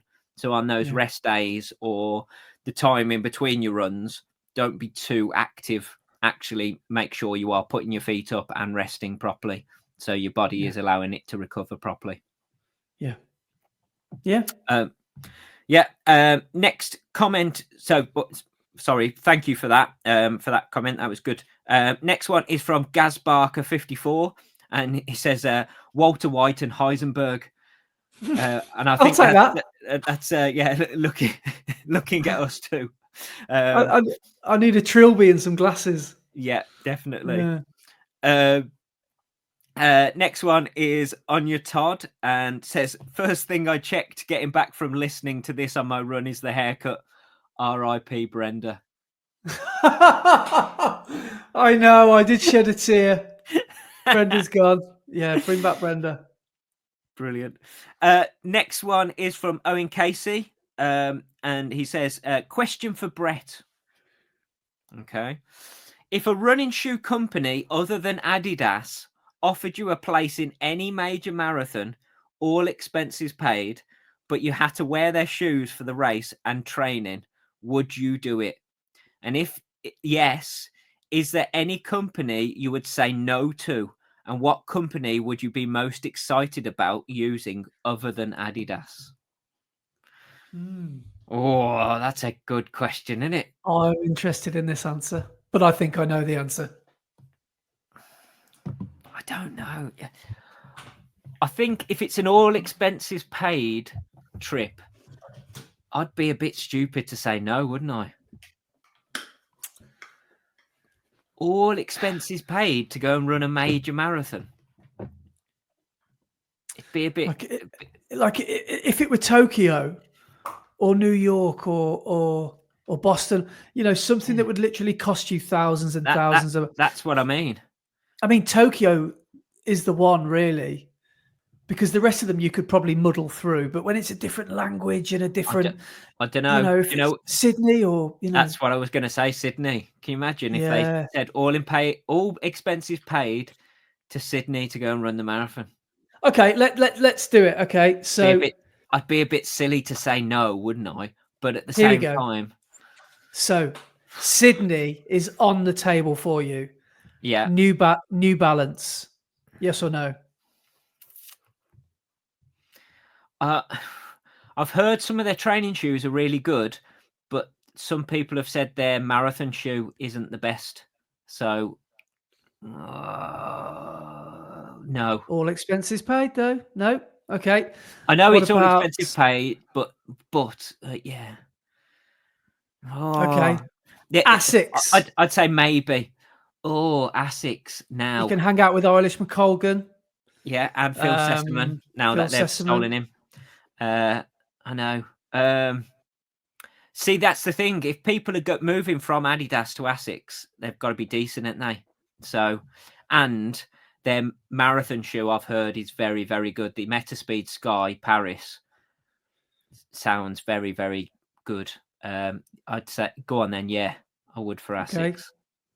Mizuno. Ooh. Now I'm very intrigued by their like training shoes, like the Neo Vista and the Neo Zen, because they're supposed to be brilliant. But that Wave Rebellion Pro looks so weird. I don't know. I don't know how I feel about it. Yeah.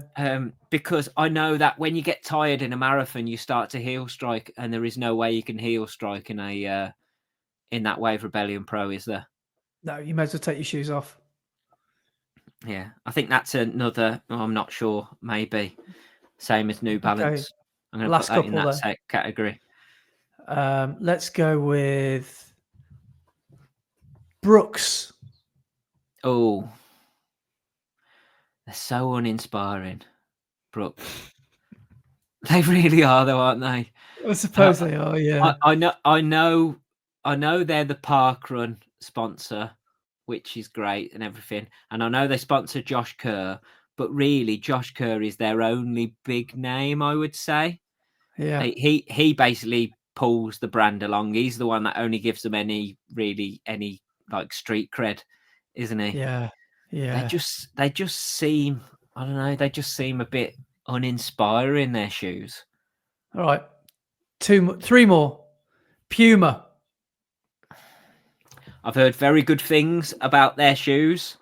Their Deviate Nitro Elite 3 have recently come out, and people have raved about them. What's his name? Fodrunner says they're fantastic, doesn't he? He raced in them at the Bourton 10K. Yeah. And they, go on. Yeah, I think I'll go with Puma. Yeah, why not? Okay, Hoka. Hoka. They're sort of uninspiring as well. They've got some good kit though. They do. Their colours are quite loud and proud, aren't they? Yeah. They've got some good kit. They've got some good runners, but their shoes are a bit uninspiring, to be honest. They fill me with the same feeling as Brooks. Yeah. Right. What about the last one? You know, I'm going to say. I know what you're going to say. Yeah. Nike.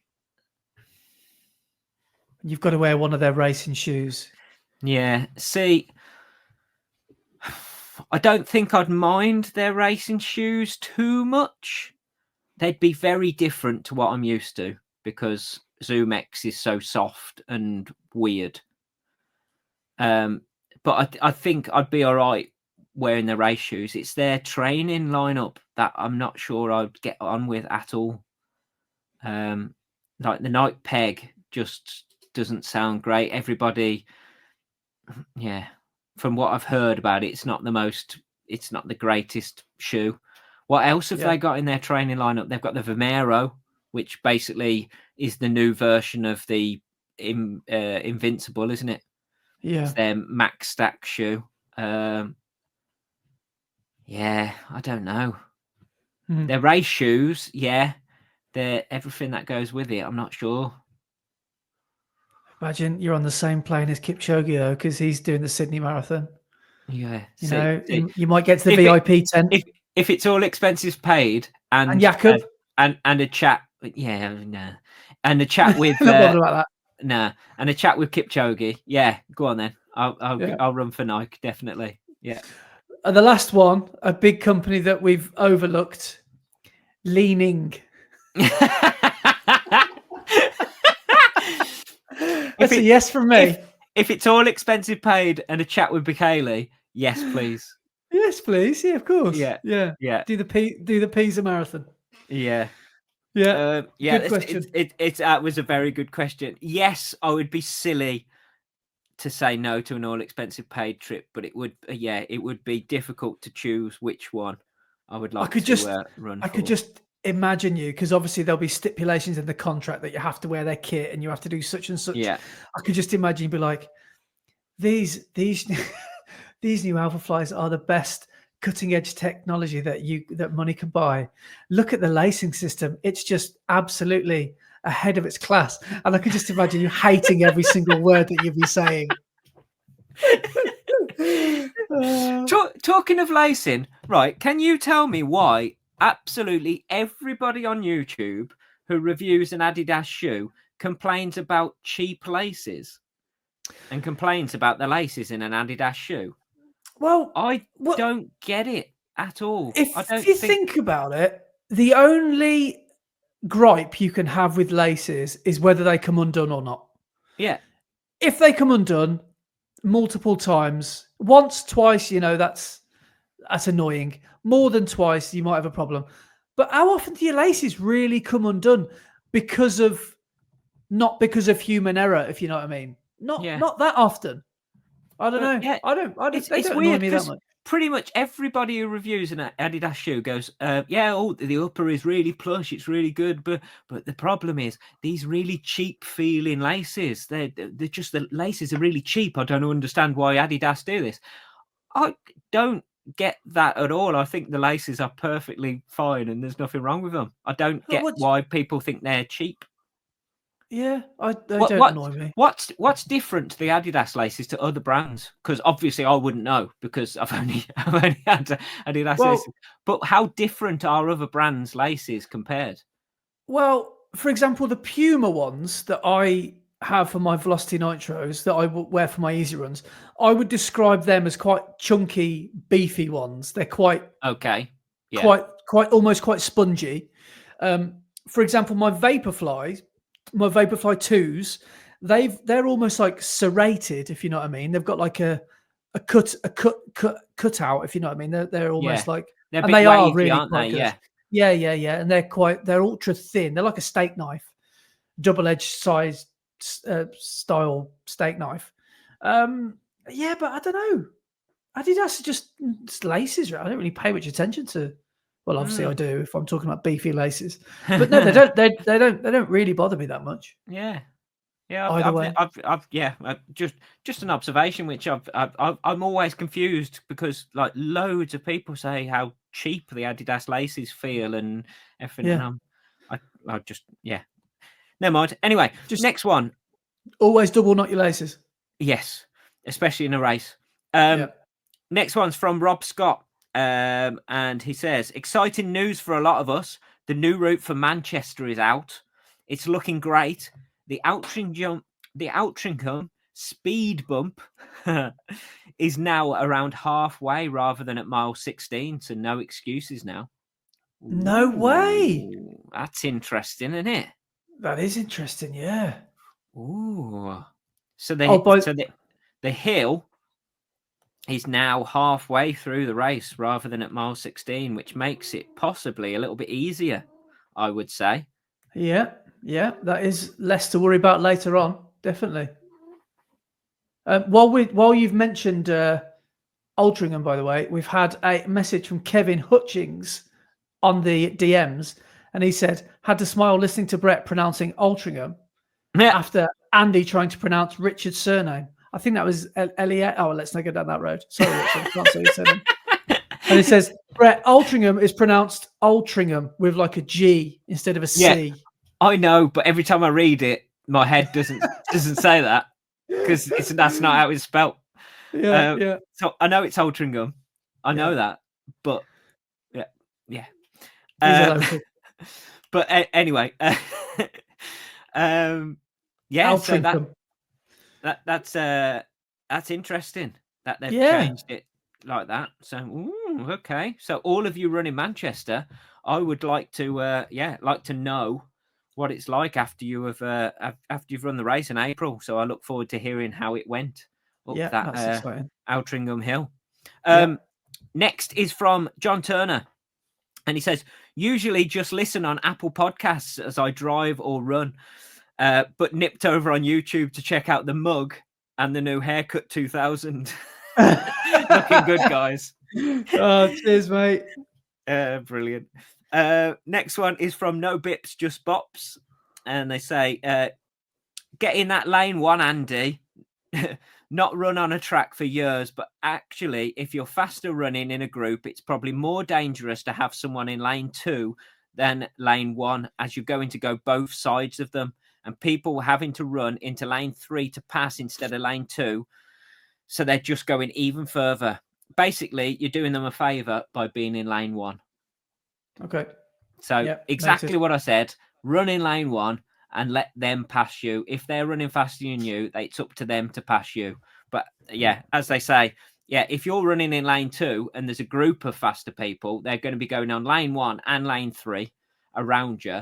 And then you may get confused and run either left or right and then run into people, or they're gonna have a bit of a time trying to decide whether to go inside you or outside you. Whereas if you're in lane 1, they're gonna go round you no matter what. They're gonna go on the outside. So just get in lane 1 and stop worrying about it. So thank you for that. And then the last one is from the great 772. And they say, "Hi guys." I like this. This is a great question. When did you have the confidence to wear those tight running shorts?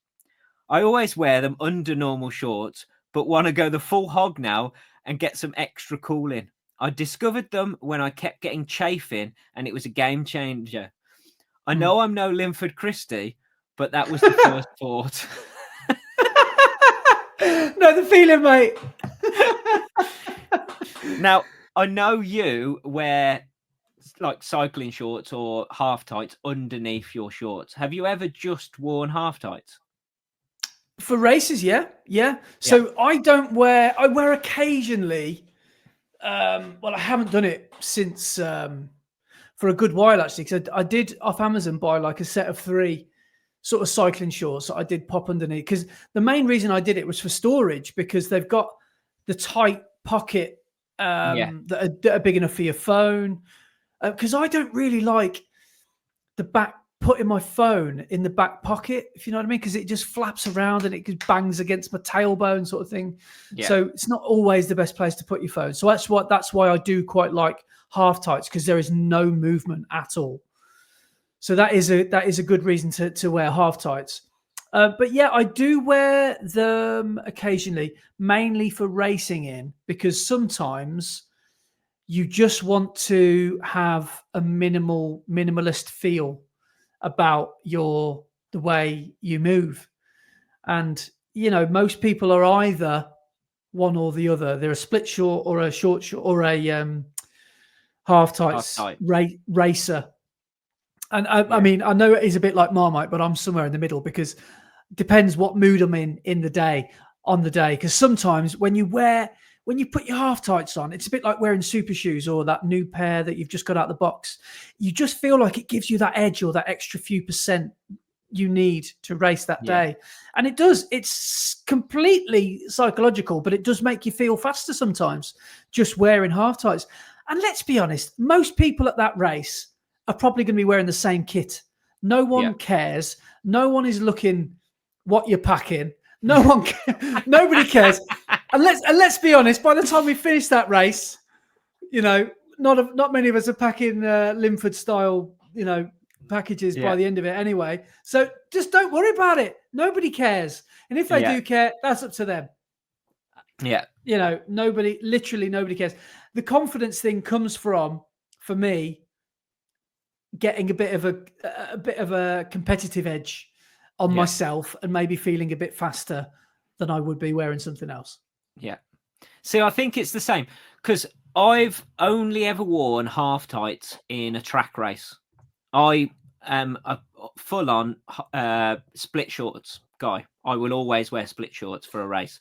But for a few track races, I've wore half tights for that exact reason that you said. They just make you feel a little bit faster on the track. But I think the confidence thing is also with the length of your shorts, because you will see a lot of beginners will have like shorts that are like knee length. Bermuda shorts. And you can sort of see confidence in your running and confidence in what you're wearing whilst you run by the length of your shorts and how short your split shorts are. So I think it's the same sort of thing. once you get your confidence in running, you can then get confidence in what you're wearing. And I think if you've got enough confidence in yourself that you look fine and you don't care what you're wearing, no one else will care what you're wearing.